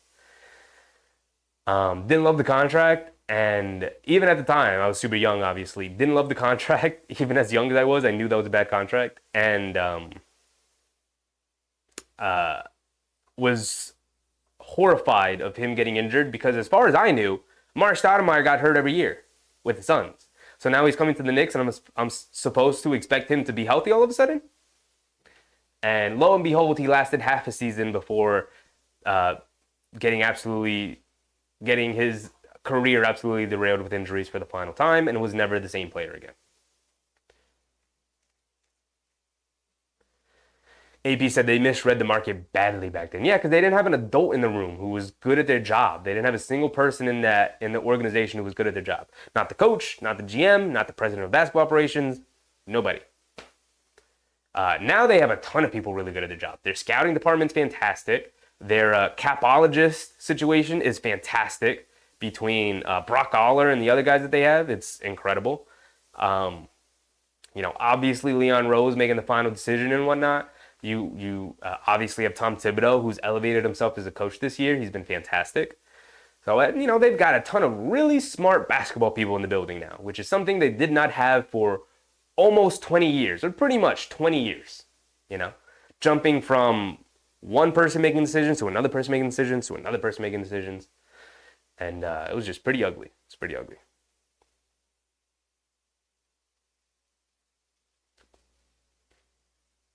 AP said David Lee was a good pick, but they traded him to make room for Stat. I know. David Lee, still my favorite Knick of all time. Love that guy. I wish he could have spent a couple more years with the Knicks. But it is what it is. All right, started the third quarter already. 3GP said, the year's over. Yeah, I figured. It's around that time, right? End of April, going into May. My semesters usually ended in May, personally. But Middleton misses a reverse layup. Lopez right there for the follow, but Middleton's down and hurt to 5-on-4. Beverly's got intentionally fouled, can't get it off. Patient swinging around. Halliburton out of the corner for three, swishes it. And Middleton's limping off the court. And things just continue to get worse for the Bucks, man. 11 minutes and 20 seconds to go. Middleton's limping around the court. Looks like he's going to try and stay in, but he's limping pretty badly. No Giannis, no Lillard. Portis gets ejected, and now Middleton is limping, and he seems like he's going to stay in the game. He's just trying to walk it off, I guess. No, he's going back into the locker room now. All right, going to commercial break. We'll see how that turns out. AP said they probably knew they were going to get Melo. They hoped they were going to get Melo. I don't think that front office knew anything. I'm sure they had the confidence they would get Melo, but the threat of him going somewhere else was definitely there, which is why they pulled the trade. They pulled the trigger on what ultimately wasn't a great trade. It was an okay trade. It wasn't a great trade. D-Raz said David Lee's a good player and a class act guy. I wish he appeared more in the Garden the way you see Melo and Starks and Houston and Spreewell and even Marbury came back to that. I wish we could see David Lee in the Garden again, get the admiration from the crowd, because I feel like the crowd would really give it up to him. Because like I said, I don't know how everybody else felt. Maybe I was just a young kid at the time, but I really felt like David Lee's like doing something for the Knicks right now. Like he is a draft pick who's developed himself into an all-star level player. That's what he was. He made an all-star team with the Knicks. And I felt immense pride in that he did that for the organization, for the fan base. It was like, wow. The Knicks have developed themselves an all-star. Like, when was the last time you could have said that? They didn't trade for one. They didn't sign one in free agent. No, they developed one in-house. They drafted this guy and built him from, like, end-of-the-rotation role player all the way up to an all-star. He was a fringe all-star, but all-star nonetheless. Tim Dog, what's up, Tim? Tim said the Pacers are so good. They're playing against a Giannis-less, Lillard-less, Portis-less, and now maybe a Middleton-less Milwaukee Bucks team. And you are up 4 points. 3GP said, did you have your jacket on today? Yes, I did, 3GP. Yes, I did. I did put up a video today earlier, too. So please go down there and check that video out. It's just the pregame speech that I gave right before the game started. Just wanted it out there. Felt like it was a pretty good one. Sometimes I'm on my game with those, sometimes not. My mentality, if you guys don't know, my mentality coming in for the pregame speeches is I'm a wrestler, and I'm delivering a promo right now. And my job is to get the audience hyped. That's how I think about it. So I felt like I had a pretty good one today, so I put it up. AP said Stoudemire was playing an MVP that first half of 2010. And Mark Stoudemire, another guy, misses in the draft. Yeah, I mean, look, he lasted half a season. That's the story of Amari's career, whether he was in Phoenix or in New York.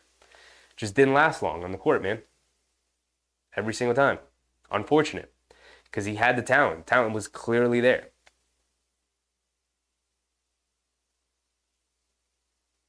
RPX said, I used to have a pool at MSG. My mom worked there through the 90s.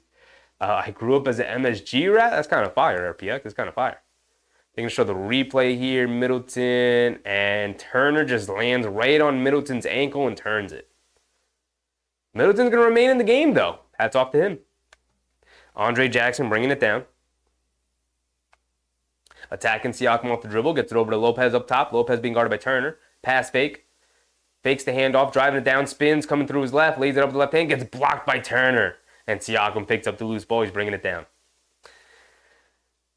Siakam has it up top, attacking Middleton, has him in the post, backing him down, spins, fade away on him. Too long, can't get it to go. Lopez with the rebounds. Here comes the rookie Jackson. Jackson bringing it down, has it straight away, hands it off to Beasley. Beasley catches. Up top to Beverly. Beverly swings it over to Middleton. Middleton on the right wing, throws it inside to Lopez in the post, being guarded by Siakam. Lopez with the size, strength, and height advantages. Lopez leans in, flips it up with the right hand, can't get it to go, looking for a foul. Cole doesn't get it. Halliburton bringing it down, has it up top. No look pass inside to Siakam, sprays it out to Turner. Turner extra pass to Halliburton. Pump fakes, one dribble to his right, puts up the straightaway three, walks right into it and splashes it. Had all the time in the world. If you're Andre Jackson, you can't go for that pump fake, man. He's not shooting it well from three.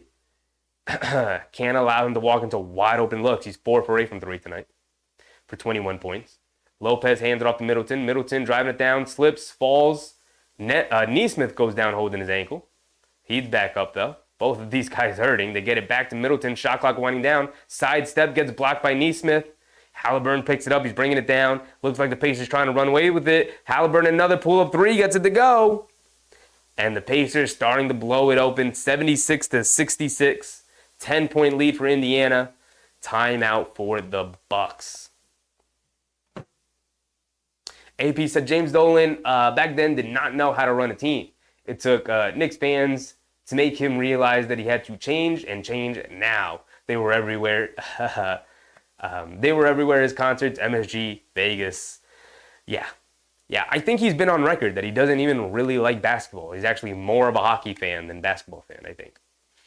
And that he doesn't even really like sports. He's more of a music guy. And he sees MSG more as a venue for concerts and whatnot, and that's what he's more passionate about, which, is the reason why it never made sense why he was so invested in the Knicks back in the day. So invested. It's so nice that he is just out of the picture. When was the last time you heard anything about James Dolan? Right? Just go handle your business at the Sphere, James Dolan, and we got it from here. And Leon Rose has it from here. It's nice that he finally hired a guy that he can fully trust, who knows what's going on. Because, I'm sure he wanted Phil Jackson to be that guy, hired Phil Jackson, and just wanted to be like, okay, you handle it. I'm going over here. And Phil Jackson was just so bad at his job, he had to eventually come back and fire him. But I'm just happy and grateful that Leon Rose has turned out to be as good as he is as the president of basketball operations here, man.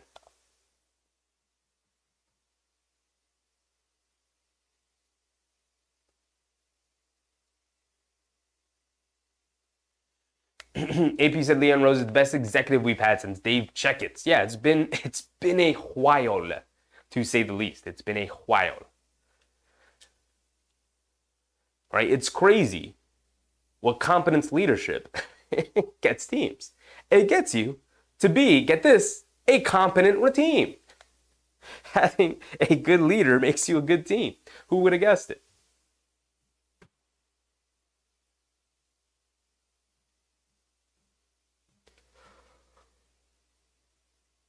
Oh, man. Excuse me, guys. It's getting late in the day. I've been doing this for a while now. AP said Dave Checketts put 2 Knicks finals contenders together, but also delivered a Stanley Cup for the Rangers. James Dolan takes over for Charles Dolan and makes him resign. That's the past 20 years for this. Yeah.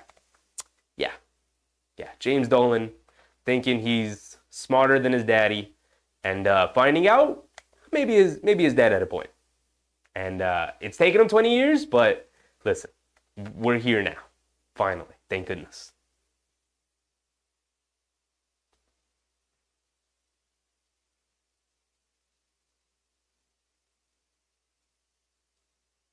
Three GP said, I'm thinking Tyson Chandler would fit with this team if playing in this time frame. I don't know. He was fairly limited. Not even fairly. He was very limited offensively. How much better is Tyson Chandler to Mitchell Robinson? You know, like I think Chandler is better a little bit, slightly, but like not that much better. So talking about does he fit well in this team? Like, yeah, because Mitch fits well in this team, but I don't know if that's the player from that generation I would add to this Knicks team. They did have a fellow by the name of Carmelo Anthony that I think would fit decently well. Not great, considering the defensive effort Melo was, played with throughout his career, but, pretty well. All right, they're back into it. Jackson throws it into Middleton in the post, backing down Nesmith, leaning in, stops, turns as they bring a double team, kicks it out to Lopez, right wing three, gets it to go for Brook Lopez. And calming down that run from the Pacers, pulling it back to a 7-point game as they cause a turnover. Malik Beasley picks it up. He's bringing it down. Beasley has it up top. Over to Middleton. Pump fakes. Driving to his right. Leaves it off for Lopez. Lopez in the paint. Loses it. And another turnover. And the Pacers are running the other way. They've got numbers. Halliburton dribble pull up three. Can't get it to go. I keep forgetting his name. Halliburton. Andre Jackson with the rebound. Picks his dribble up. They feed it in the post to Lopez, who was fouled by Miles Turner. Fighting for position there.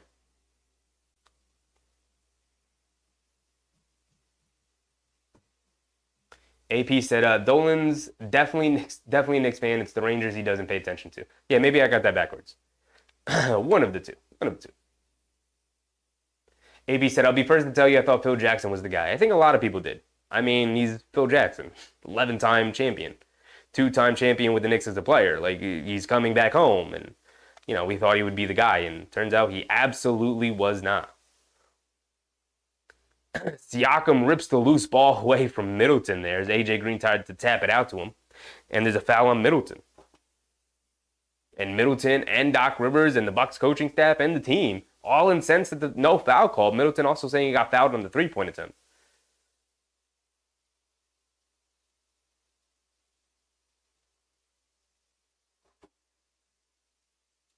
We're back into it here. Halliburton has it up top, dancing with it, loses it, but they call a foul on the Bucks. So it's 76-69 still. Still a 7-point game. 8:39 to go.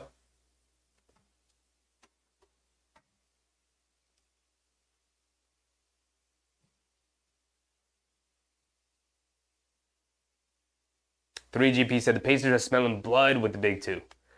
Yeah, I mean, they should as Halliburton turns it over again. Middleton bringing it down.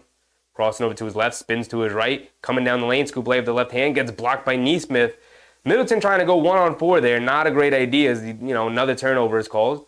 Nembhard pass fake, gets it into Turner, who leaves it off for Siakam, who lays it up and in nice and easy.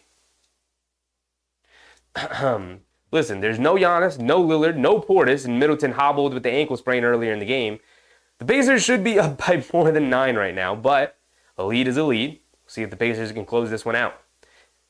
Beasley coming to his right, pulling it back, crossing over to his left, getting in the middle of the lane, little pull-up jumper, rattles it in. Beasley's going to have to take on more of an offensive focus here. They're playing a lot through Middleton, obviously.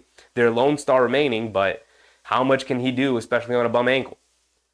Siakam, Euro steps, kicks it out to Nembhard, over to Halliburton. They swing it around the perimeter. Turner gets it over to Nesmith, attacking to his right, attacks Middleton, and a blocking foul on Middleton.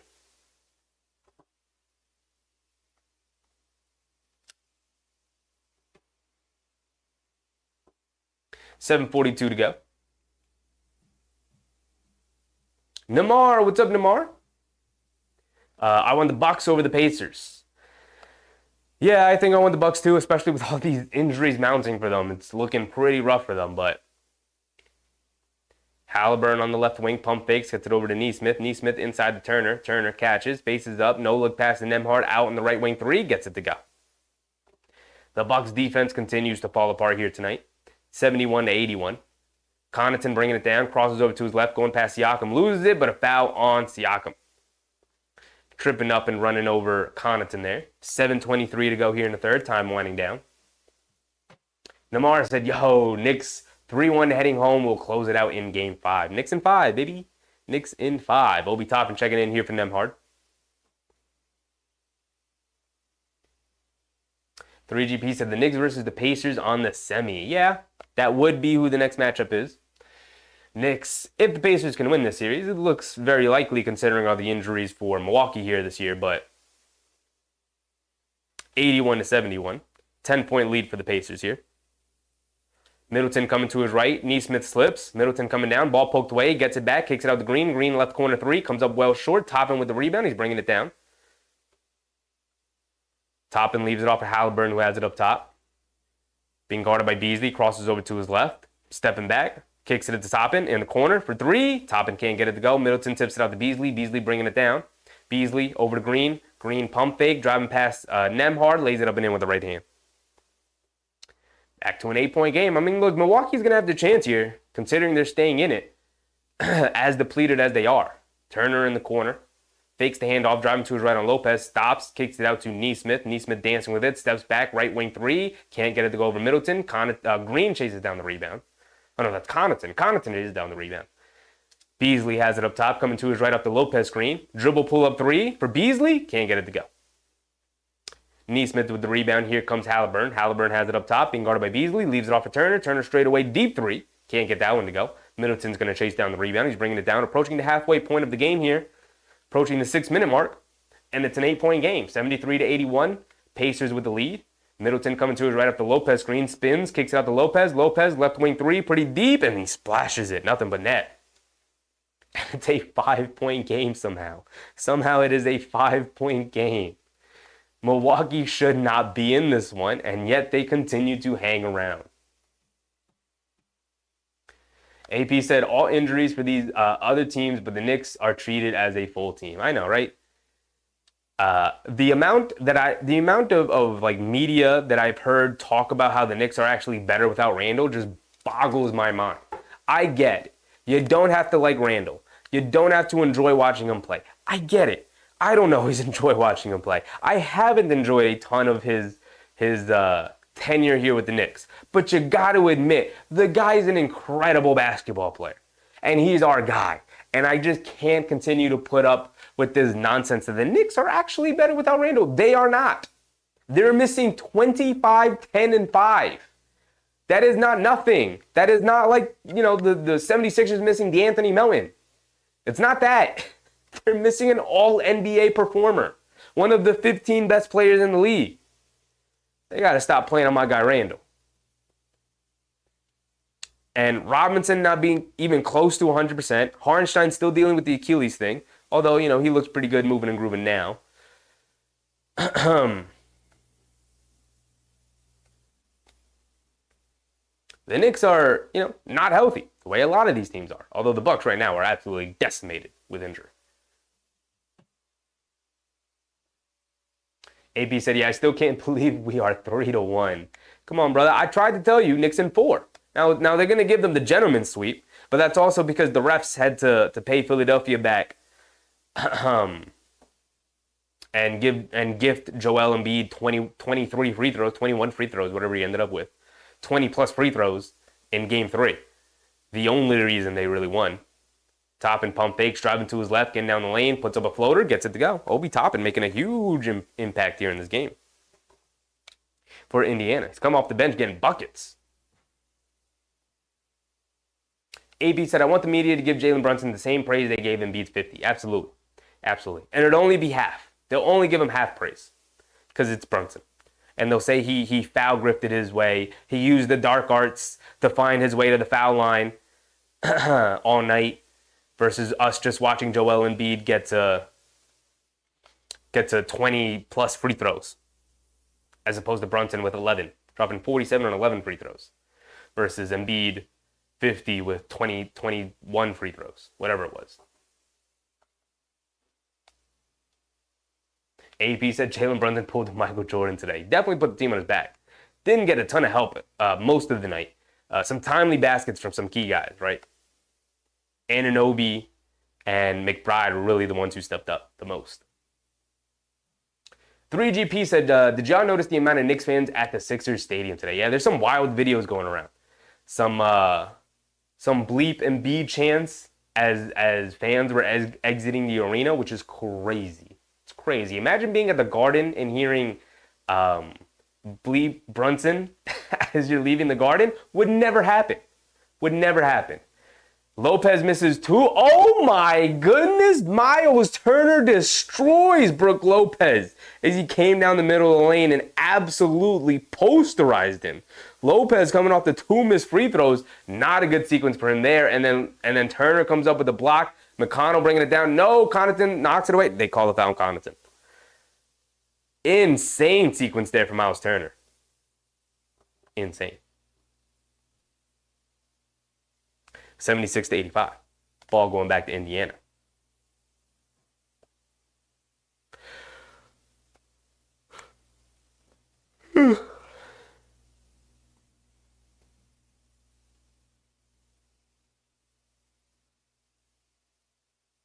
Nembhard has it up top over to McConnell. They swing it over to Ben Shepherd, back to McConnell. McConnell coming to his left off the top and screen. Hesitation dribble, getting down the lane. Kicks it out to Turner in the corner for 3. Can he continue his hot play? Yes, he can. Knocks down the 3 over Lopez. And a timeout for the Bucks as Miles Turner leads the charge for the Pacers here as they're on a 21-10 run. And it has now ballooned to a 12-point lead. Still not all that big, but it's definitely getting larger. And the game is getting shorter for the Bucks here in order to make a comeback.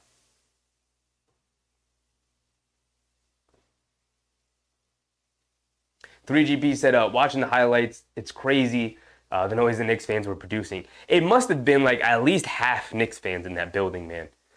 At least close to half, because there was loud chanting for the Knicks, man." AP said, we got to rename the Philadelphia 76ers to the Philadelphia Referees.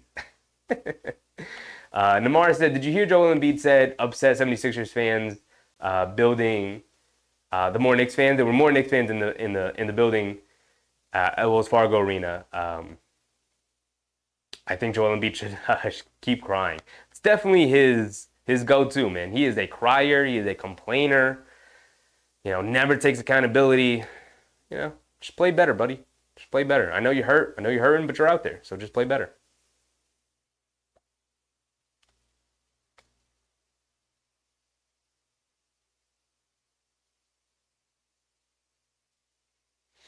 All right, so timeout from the Bucks. Let's see how they come out and respond. As Miles Turner is absolutely destroying them right now. He is absolutely dominating Brook Lopez in this matchup this series. He's actually going to go to the bench coming out of the timeout.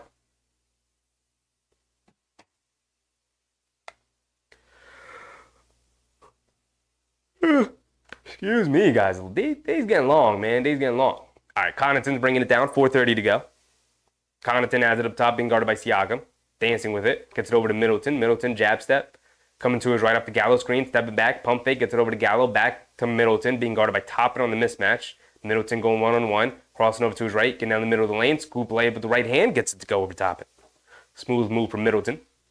Back to a 10-point game. They got to come up with a defensive stop here and get it back to single digits. Although the Bucks all night have not been able to get rid of the hump, regardless of them staying in the game, keeping it close. Gets it out to Nesmith on the double team from Siakam, and Nesmith knocks down the 3. Hops right into it. He is feeling himself, and the Pacers team, are definitely feeling themselves as they're starting to build the lead here. 91-78, 13-point lead, largest lead of the game.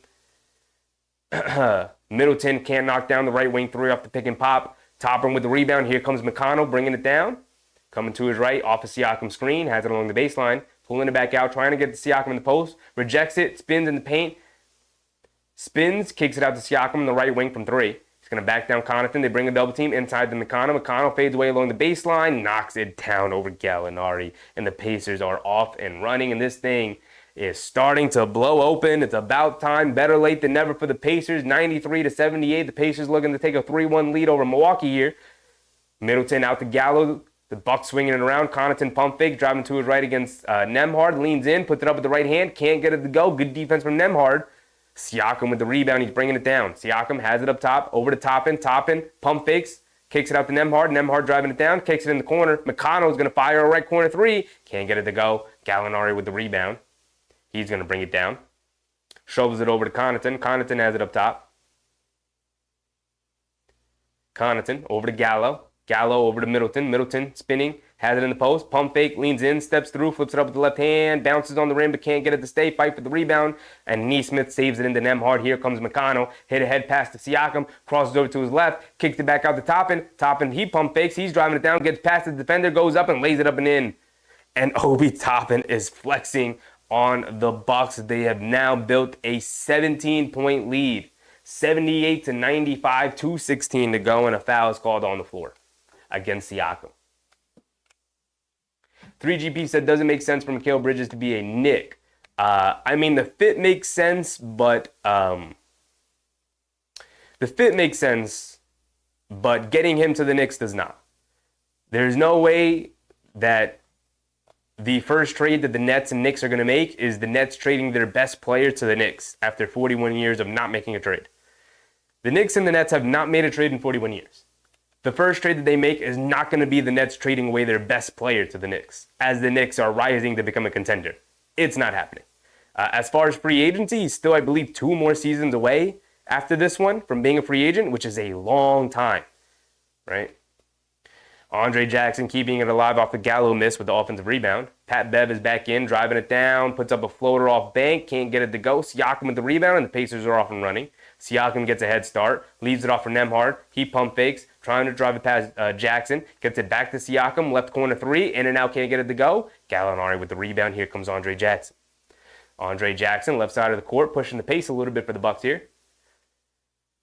Over to Gallo. Gallo back to Andre Jackson. Jackson feeds it over to Lopez. Lopez in the high post, left side of the court, being guarded by Turner. Lopez faces up, low fall away, pull, 2-point jumper. Can't get it to go. Fight for the rebound. Jackson has it. Kicks it out to Beverly up top. Swings over to Middleton. Middleton gets it over to Gallo. Gallo being guarded by Siakam on the recovery.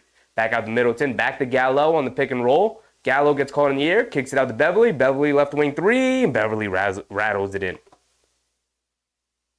95-81. Just about a minute to go here in the third quarter. Time winding down for the Bucks. They're going to need a huge fourth quarter rally in order to pull this one out. And without any of their big guns out there, it's looking highly unlikely. Nembhard misses a right corner three. Middleton with the rebound. It's a 14-point game. Middleton coming to his left off the Lopez screen. Stops. Pump fake. Kicks it out to Gallo. Gallo feeds it right back to Middleton in the high post against Nesmith. Middleton driving it down. Little bank shot over Nesmith. Gets it to go. I mean, the Bucks chipping away at it. It's down to 12 again. 40 seconds to go. McConnell's going to walk it down.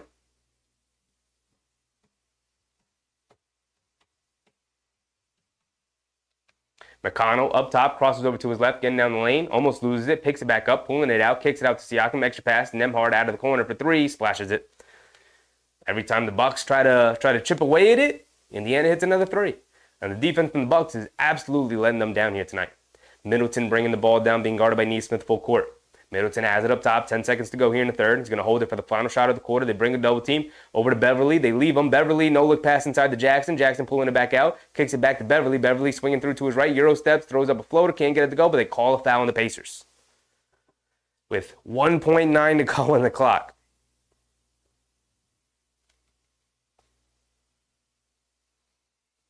We're talking about LeBron now? What are we saying? AP said, now if you see LeBron and MSG in the seat after the Lakers lose, you know something is up. After the Warriors lost Starks, would go to MSG for playoff games and cheer for the Knicks. LeBron's not going to the Knicks. I don't think the Knicks want anything to do with LeBron at this point in his career.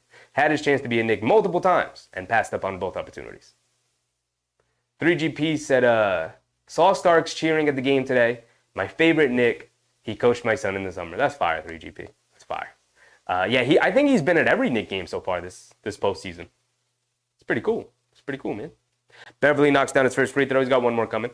1.9 to go here in the third before we enter the final frame of what could be the final quarter of Milwaukee season. They'll go down 3-1, but a 3-1 deficit is almost a death sentence, especially with the injuries that the Bucks are dealing with right now.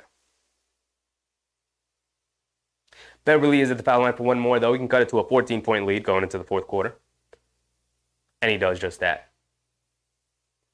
With 1.9 to go on the clock, I don't think the Pacers will get a shot up here. Crazier things have happened. McConnell fires it down court. Siakam catches it, takes a dribble, fires away a shot, but can't get it off in time anyway. Didn't go regardless. And that's going to be the end of our third quarter, 98-95. So we'll go into the final frame, put 12 minutes back up on the clock, and see if the Bucks can rally and pull this one back out in Indiana. It would be highly unlikely, but not impossible. AP said Sixers, Pacers, Celtics, Denver. If the Knicks get through that and win a championship, this will be a legendary talked about for decades. I mean, absolutely. Look, Denver, to me, Denver is undoubtedly going to win the championship this year. They are just far and away the best team in the league. It's not even close. But, I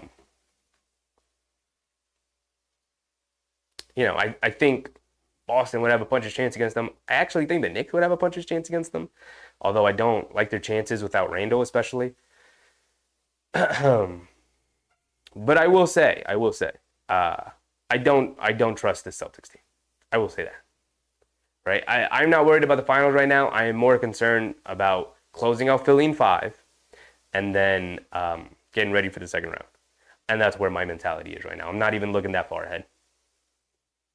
3GP said we don't want LaFlop. Yeah, listen, man. LeBron's had his opportunities, passed up on it multiple times, so it's time to move on. I have no qualms about if LeBron came out and was like, yeah, I want to sign with the Knicks. I would be like, dude, go kick rocks. I don't want you here. He'd be like, no, I'll sign for the minimum. I'd be like, I don't care. Get out of here. We don't want you. AB said, it's what the market wants. Adam Silver would love LeBron and the Knicks if he gives them a new life. Good for the NBA. Yeah, it literally doesn't matter because James Dolan has significantly more money than most of the owners in the league. It's like him and Steve Ballmer staying at the top. And so he would tell him to go kick rocks. I'm not signing LeBron because James Dolan is a petty, petty man, and I appreciate him for that. It's not happening. It's not happening. If they really wanted LeBron on the Knicks, they would have made it happen in 2010. But they obviously don't have the power to make him go to the Knicks.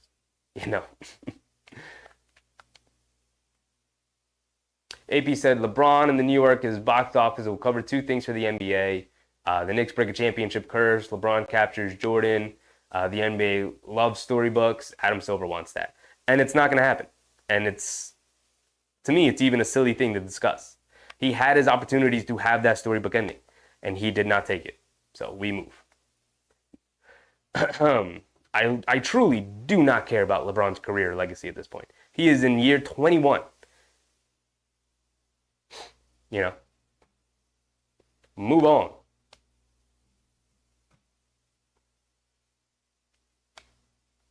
"3GP said the Knicks are a Cinderella team if they get past the second round.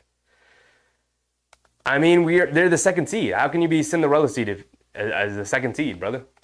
I disagree immensely. You can't be a Cinderella team as a second seed. Namar said Knicks need to close out Game 5. I agree with you. I absolutely agree with you. AP said, I want anyone who gets the job done. Well, LeBron's not getting the job done. He's not the guy. He's 40 years old, AP. 40. He's not the guy. You got to stop living in the past, my brother. Beverly bringing it down. Here we go. Start of the fourth quarter. Beverly has it up top, being guarded by McConnell. Nembhard switches onto him. Gets it over to Middleton up top, being guarded by Nesmith. Middleton, jab step, swing through, coming to his right, attacking him off the dribble. Scoop layup with the right hand, high off glass. Gets it to go over Nesmith. And it's an 11-point game. Milwaukee's right there. They have an opportunity. It's early here in the fourth quarter. If they can get it to single digits and keep chipping away at it. McConnell, baseline pull-up jumper, can't get it to go. Middleton with the rebound. Namar said, I want Obi Toppin back on the Knicks. I'm good. He could stay over there. Knicks are better off without him, and he's better off not being on the Knicks. Lopez flips it up and in with the right hand, and it's a 9-point game, guys. It's a 9-point game. all that hoopla with the Pacers going up 17, and it's a 9-point game to start the fourth quarter here. We're a minute in. Turner has it up top. Gets it out to Nembhard. Nembhard over to McConnell. McConnell picks his dribble up. Gets it out to Siakam. Siakam being guarded by Crowder.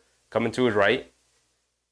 Switches off to him. They bring a double team. They get it up to Nembhard. Extra pass. Nesmith. Pump fakes. Driving it down the lane. Scoop layup with the left hand. Can't get it to stay. Andre Jackson comes flying in for the rebound. And he's bringing it down.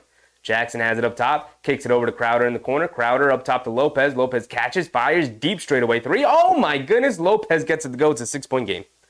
Hold on. Hold on. Carlisle's got to call a timeout. And the Bucks are right back into it. AP said it's business first. I'm telling you, AP, if it was business first, you would have been a Knick years ago. It's not happening. Why? I don't understand the fascination with LeBron. He has not had a successful playoff run since the 2020 bubble. It has been almost half a decade, AP. You got to stop living in the past, my man. You got some bad trauma. Got some bad sports trauma, AP. You got to move on, my man. 3GB said, we don't want Lil Bronny either. Bronny's pretty good. I have high expectations for Bronny. I know people are crapping on him because he had a bad year at USC, and then he entered the draft, which I think is a terrible idea. He should have stayed at least another year in college. But he entered the draft. I actually think he's going to be a pretty good NBA player. He's not going to be a star or a superstar, I don't think, but he's going to be a good rotational player.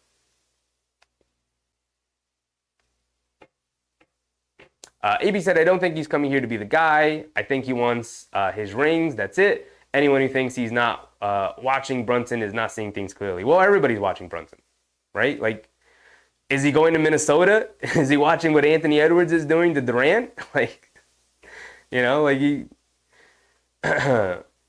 The Knicks don't have cap space. So unless he's signing a minimum deal, which he would never do because he's LeBron friggin' James, it's not happening. This is a silly conversation, AP. I don't think the Knicks want anything to do with him because he completely changes your organization. This is not 2K. It is not working out at all. Carl Cornish, Cal Cornish, welcome. Let's go Indiana Pacers. It's not looking good for you guys right now. You're losing all momentum. It's back to a 6-point game after you built up a 17-point lead to end the third. And then you let them chip away at it a little bit. And then you came out in the fourth, and you pretty much gave most of it back already. It's only a 6-point game. 10:30 to go here in the fourth. Cal, time's winding down, Cal. And you let the Bucks right back into it. A Bobby Portis-less, a Damian Lillard-less, a Giannis Antetokounmpo-less Bucks team is taking you down to the wire. It's pretty crazy. 3GB said, wanting Bucks to pull one out here to extend the series and tire the Pacers out. I'm right there with you, 3GB. I want this to be a 7-game series. I want this to be a bloodbath. I want both teams to be exhausted and tired going into the second round. I need it. 3GB said, AP is drinking the flop Kool-Aid juice. Yeah, man, it's 2024. It's 2024. He's going to be 40. He's going to be in year 22 next year. Move on. It's not happening.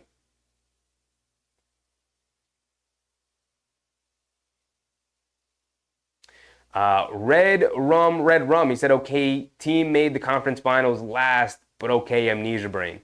That's cool, man. Keep living in the past. He's going to get swept in the playoffs 2 years in a row. Well, they just won one game, so at least he'll go down in a gentleman's sweep this year. LeBron's great. It's he's not winning any championships anymore. That part of his career is over. Unless he is willing to sit on the bench and play 15 minutes a game for whatever team significantly late in his career, I just, Brook Lopez is 11 for 15 from the floor, by the way. Turner has it up top, being guarded by Lopez. Turner, good ball denial from the Bucks. He can't get it out to anybody. Gets it out to Nesmith up top. Nesmith coming to his right, dancing with it. Splits a pair of defenders coming down the lane. Scoop layup with the right hand. Can't get it to go, but a foul on Andre Jackson as Nesmith is going to go to the foul line for 2. Terrible defense from the Bucks. They had the Pacers trapped up top and then just allowed Nesmith to split their defenders. So Nesmith is going to go to the foul line for 2.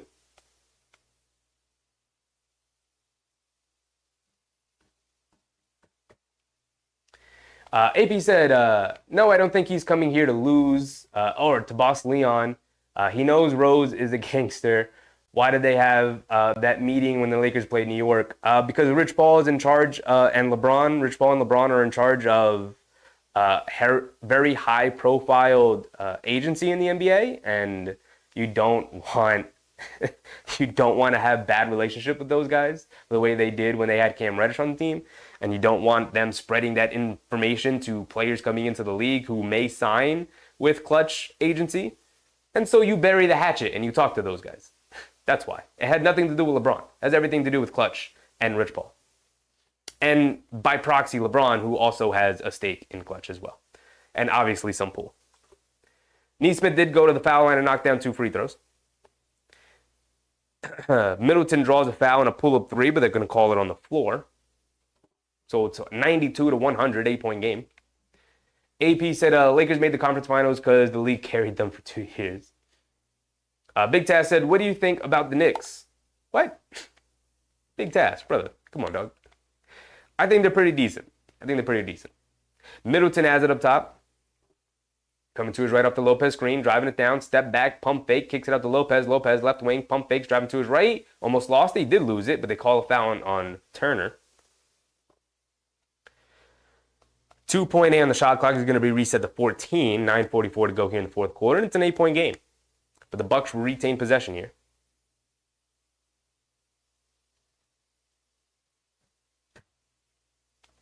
Lopez has it up top, feeds Middleton in the post against Nesmith. Faces up now, coming to his left, steps back, fall away jumper over Nesmith, gets it to go. Middleton can be so smooth with it. Back to a 6-point game. I gotta tip my cap to the Bucks, just hanging in there without all their guys. Halliburton swings it up to Turner, and I gotta be disgusted with Indiana not being able to close this one out early. Turner has it up top, crosses, steps back, puts up a long 2 over Lopez, swishes it. Turner has been killing him all night, man. Craziness. Turner's up to 20 points. Lopez has 25. The big men have been going at it. Nembhard runs right over Middleton, and it's a foul on Nembhard. D-Raz said, AP, I like your takes, but please, no love hate. And thank you, Cal Cornish, for the subscription. Appreciate you, brother. Hope you're having a good time.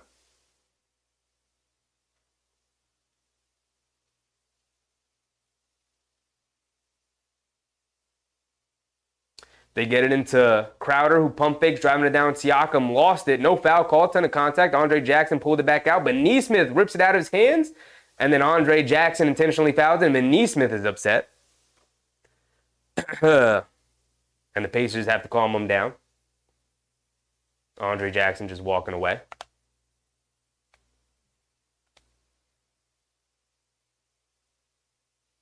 The ref's going to have to talk about it a little bit here.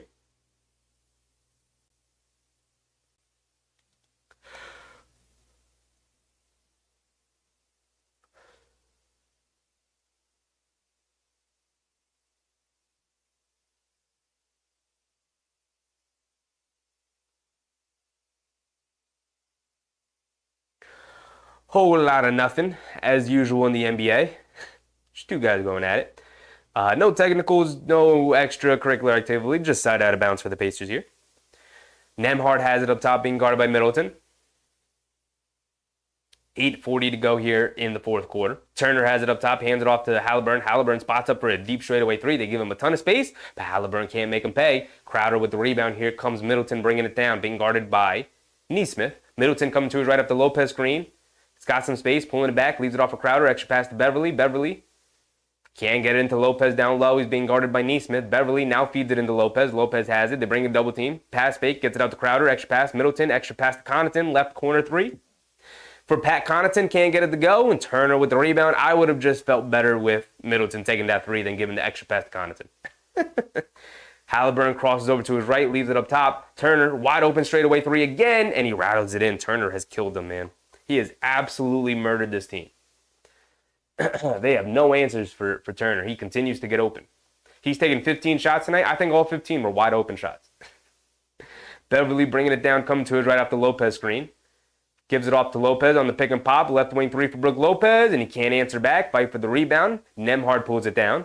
He's bringing it down. And Middleton's going to pick him up. Over to Halliburton, being guarded by Connaughton. Inside pass to Siakam. Siakam in the paint. Gets fouled by Crowder on the pass.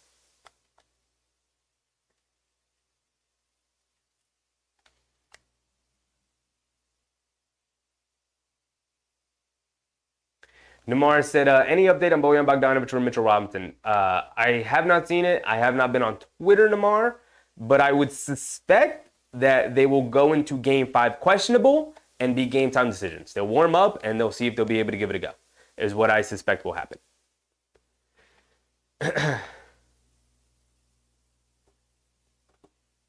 Turner, another pull-up straightaway three, gets it to go again.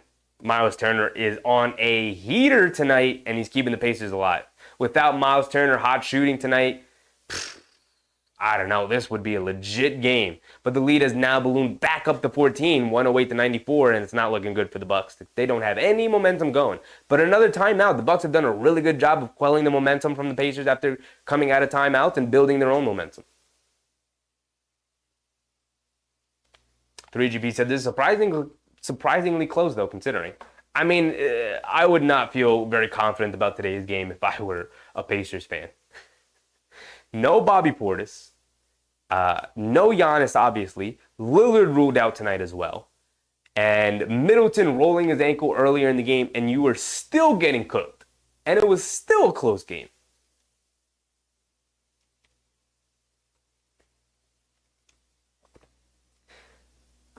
The Pacers finally pulling away now, but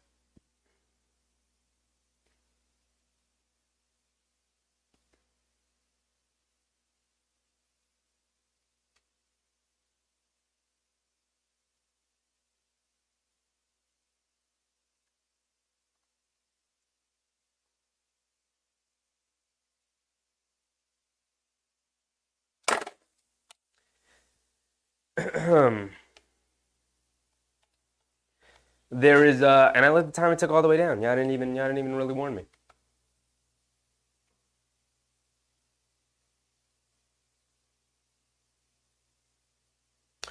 Big task and run it back. I feel like you're gonna get it so bad for me on Tuesday. Oh man, big task. As long as you've been in my stream, you always tell me these stories about you going into other fan bases' streams and mucking it up in there. You used to come to the streams bragging about how you got kicked out of streams before.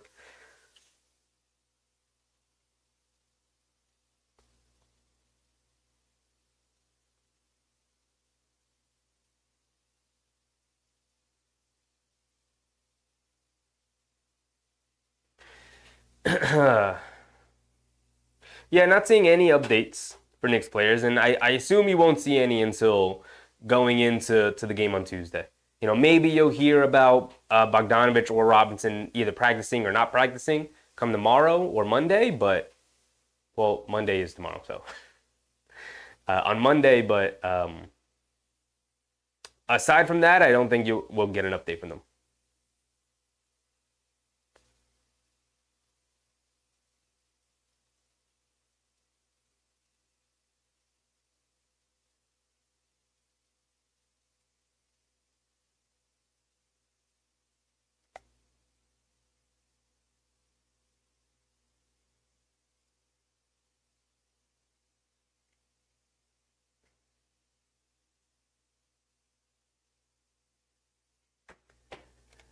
All right, getting back to the game. Big test said, oh yes, that's what I do. I strive to one day be like you, Big Task. I need to master the ways of the petty. I'm a petty appreciator, but I need to master the ways of petty myself. I'm not at that level, big dog. Not at that level.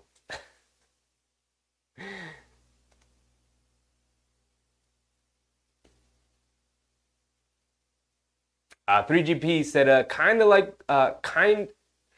what I like to see though. If Pacers can't put away the Bucks with a skeleton crew, it's good news for us. Yeah, I mean, I think the Knicks win a series against either of these teams.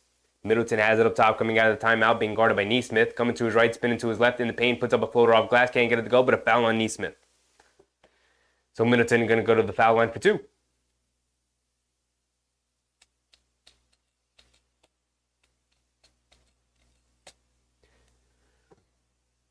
I'm actually a little bit interested in some of the box score here tonight.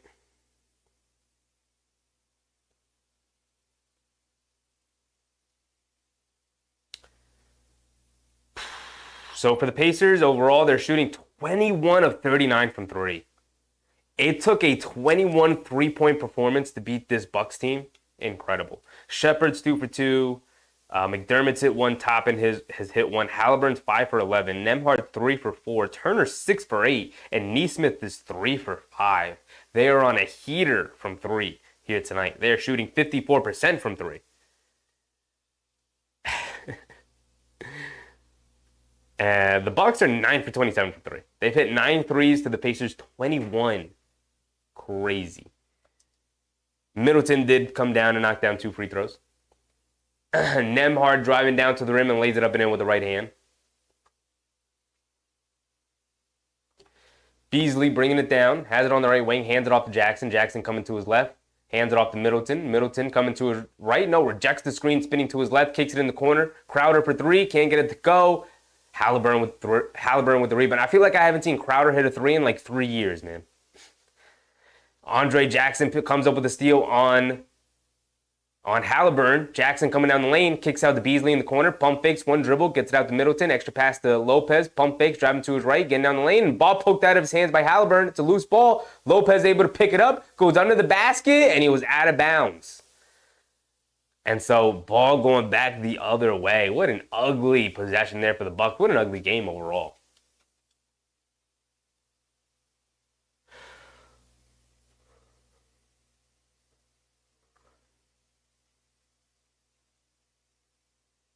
AP said, should we advance and play them? Why do you like our chances against Indy?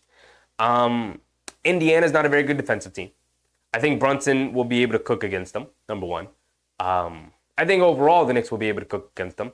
I think having Anunoby on this team, the last time we played them, the Knicks had a skeleton crew, and it wasn't a great matchup. And we had to have Siakam play like 45 minutes and guard. We had Achua play 45 minutes and guard Siakam the whole game. But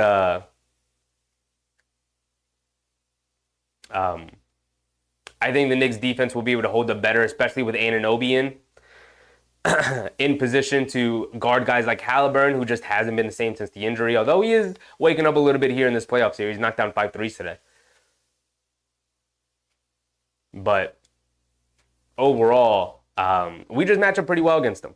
I think Hartenstein and Robinson will be able to overpower Turner on the defensive end. He will stretch them out to the perimeter, which they're going to have to adjust to and play better against him. But, you know, considering they've had to adjust to Embiid playing out on the perimeter as much as he has, I feel like they'll be well equipped to do that come time to play Turner. As the C's part again and Nembhard gets another easy layup. Lopez pump fakes, driving it down, Euro steps down the lane, gets stripped by Siakam, he picks it back up, puts up a floater and gets it to go. 112-98, 5:10 to go. They've got 5 minutes to go, and it's not looking great for the Bucks. Not looking great. D-Raz said, is Turner the only one playing who's passing in the ball? I mean, it's offense by committee right now as Nembhard, third straight layup. Crazy. Beasley walks into a dribble pull-up 3, gets it to go. Too little too late from Beasley, though. 4:30 to go. It's a 13-point game. Nembhard bringing it down against Jackson.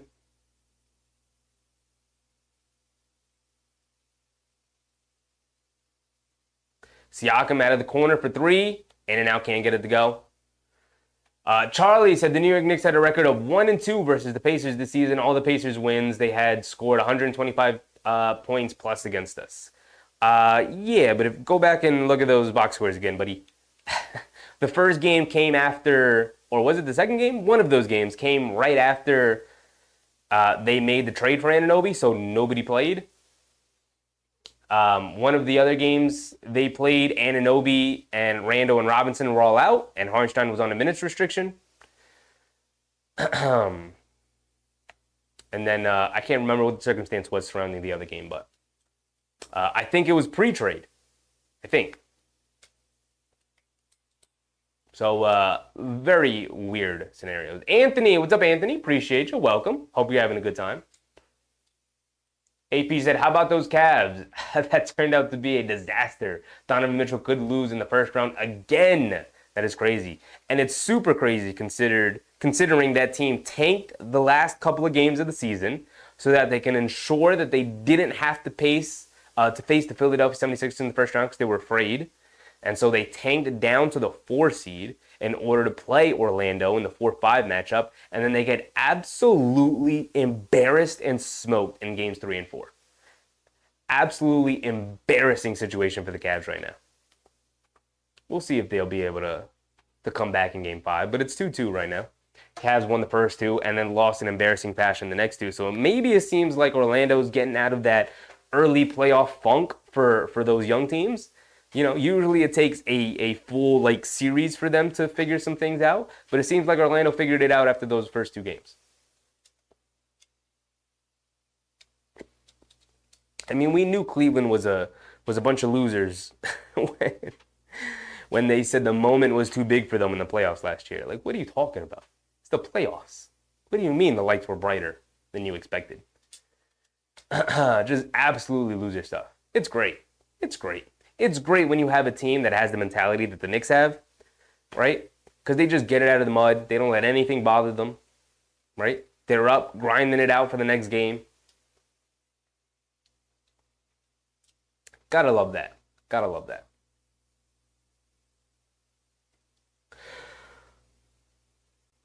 Oh, man, guys, it's getting late. It's almost 9:30 over here. J-Ball, what's up, J-Ball?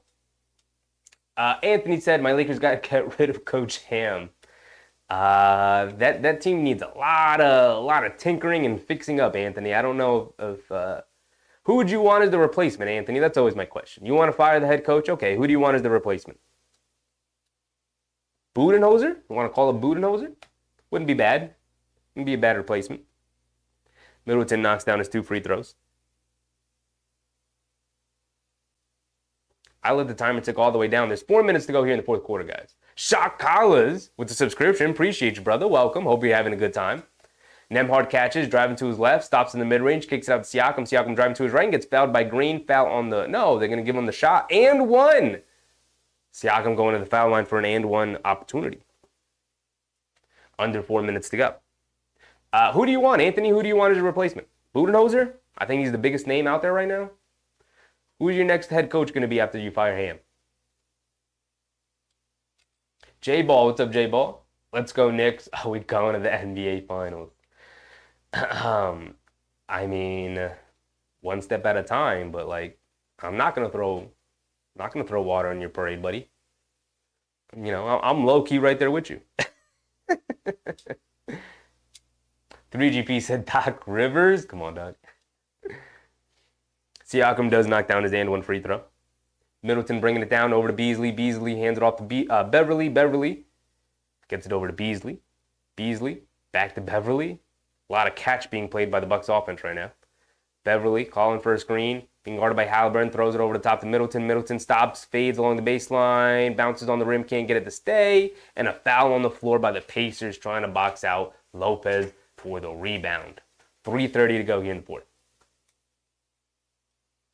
AP said Cleveland had a good time during LeBron. Don't feel sorry for them.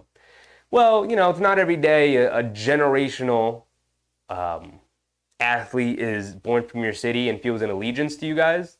So, you know, they got lucky with that. Aside from that, they have been a horrible franchise.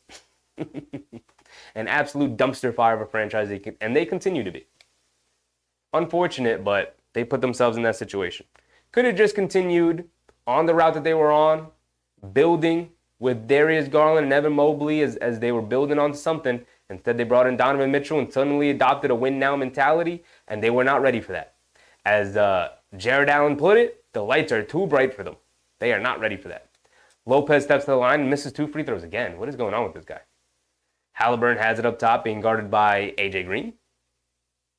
Halliburton, cross-court to Nesmith, inside the Siakam, stops at the foul line, pull-up jumper, gets it to go. That's going to pretty much be the nail in the coffin right there. The lead's now up to 16. It's ballooned all the way. Anthony said, bring back Frank Vogel. That's if he gets fired from the Suns. AJ Green pull up 3 off the back rim. Turner with the rebound. And we're under 3 minutes to go. Halliburton's going to walk it down. This one's pretty much over. Namar said, bring Donovan Mitchell to the New York Knicks. I'm good. I'm good. Have you seen him perform in the playoffs the last 2 years? Don't want that guy. Undersized guard, not very good defensively. I'm good. I'll wait for a different guy. Not the guy we want. Beasley driving it down, lays it up and in. But we're just winding down. At this point, we're just waiting for the final buzzer. 2:30 to go. Halliburton throws it over to Siakam, who's walking it down. And they're just kind of walking things down. It's a 14-point game. Looks like Indiana's going to take a 3-1 series lead. Similar to what the Knicks did earlier today. Nembhard swings it out to Turner. Turner out of the corner for 3. Splashes yet another one. Because why not? Just put some icing on that cake. And it's a timeout. 2:10 to go here in the fourth quarter. 122-105. And the Bucks starting to get a little bit embarrassed. Mark said, what a slaughter. It did end up becoming that way, but it was a pretty close game all the way through. I give Milwaukee sticking in with no Bobby Portis, no Damian Lillard, no Giannis, a hampered Middleton, yet they stayed in the game. But it was always going to be very unlikely they were going to win that game. The Pacers would have to very much lose it versus the Bucks winning it. And the Pacers did not lose it because they were absolutely scorching hot from 3 today. I believe that was their 22nd three-point make. Yeah, they're 22 of 43. They're over 50% from 3. So you're not winning that game. Even with your guys healthy, you're not winning that game. 2024 said Knicks versus the Pacers like the 90s. Yeah, but unlike the 90s, this Pacers team is not a good defensive team. So I think the Knicks would absolutely slaughter them in a 7-game series. If I do say so myself. Charlie Cruz said, the Knicks versus Pacers matchup in the second round would give a much better storyline. Brunson versus Halliburton, true. Anunoby versus Siakam, true. The Toronto brothers. Too bad Randle versus Toppin will not happen. Very, very true, Charlie.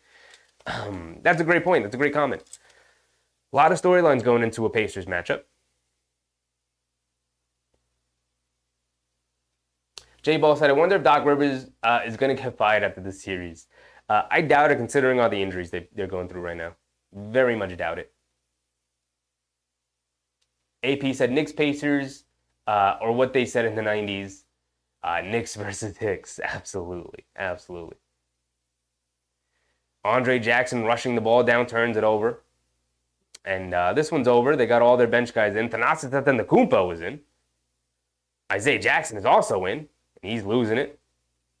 And Thanasis is hyped that he got to stop on the defensive end. But this game is pretty much over. Both teams have like their end of bench guys in. Andre Jackson misses a 3. And a loose ball foul on Beauchamp? No, on Nembhard. So it's going to go against the Pacers. No, it's going to go against the Bucks.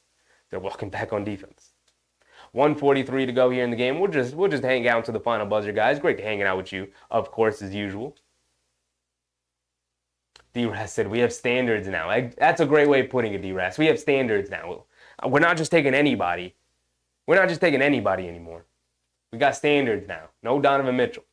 2024 said PG-13 ain't walking through that door for Indy. No, he is not.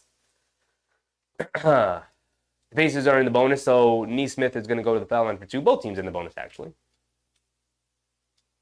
AP, no Reggie Miller in that team. True. They do have Halliburton, though.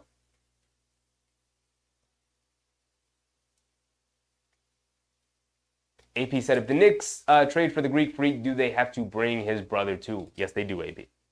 That is a package deal. I believe he's talked about how the only reason Thanasis is on the team is because he made the Bucks sign him. I believe he said that. I could be mistaken. I could have misread that when I read it. Was a while ago when I read it. I could have misread it and misinterpreted what was being said there. But I think he pretty much insinuated my brother is going, if I'm going to be on the team, my brother is also going to be on the team. So, there's that. There's that.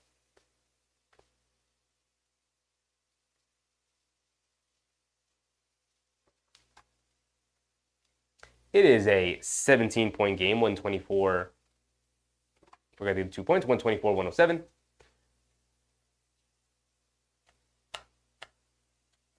Uh, 2024 said Rick Smith won't be around to save Indy. No, he will not. 3GP said, appreciate the coverage. As usual, hit the like, folks. Appreciate you, 3GP. Appreciate you. Yes, if you're in the stream right now and you have yet to hit the like button, please go ahead. Hit the like button. It really helps grow the stream, spreads it out to more people. Appreciate you guys. Appreciate you. Right? The real show comes when we watch Knicks games. This is my second game of the day, so sorry for the low energy. If you're looking for a little bit more energy from me, you got to come through to the Knicks games, right? I put out a ton of energy for those games. So, we're really just doing this game for the coverage. One, because I like hanging out with you guys and I'm watching these games anyway. But number two, kind of scouting our next round opponent, which whoever it may be, which it looks like it's, going to be Indiana. Mark said, Suns sweep. Yeah. I think Durant's time has passed. He does not look like a dominant offensive player right now. Very disappointed in Devin Booker's production. Bradley Beal is he's past his time. He's not a star anymore. He's just a really good complementary player. And then they don't really have much else, right? Grayson Allen gets hurt. Nurkic isn't 100%, and they're just, the team is floundering. They don't have much to begin with. McConnell has it up top, over to Toppin pump fake, spins, back to McConnell. McConnell has it up top. We're approaching the 1 minute mark. Sprays it out to Ben Shepherd along the baseline, leaves it off for Jackson. Jackson flips it up, can't get it to go, and it's a shot clock violation. 1:06 to go here in the fourth. And like I said, we're just going to wind down to the end of the quarter, and then we'll sign off, guys. And I'll see you guys probably on Tuesday when the Knicks play. All right, we'll take tomorrow off. We'll rest up. We'll get our energy going. And then we'll come back on Tuesday when the Knicks take on the 76ers and what should be the closeout Game 5 in the Garden. As Beauchamp misses a 3, we're now under a minute to go, and I think we're just going to wind out the clock. AP said Phoenix is in a lot of trouble. Yeah, now and into the future because they have 0 draft picks. And I don't know how much Durant would grab on the market in a trade. Their best trade asset is Booker, but at that point you are absolutely trading everything. Like at that point, you are tanking and going into we're terrible mode, and you don't own any of your picks. So you have no reason to be bad. The future is supremely bleak for the Suns. Jackson rushing it down, hands it off to Green, who knocks down a 3. Cool. Make the final score look a little bit better. It's only 14. They get it into Toppin out to Shepherd. Shepherd gets fouled by Jackson. Shepherd's going to go to the foul line for 2. 23 seconds to go.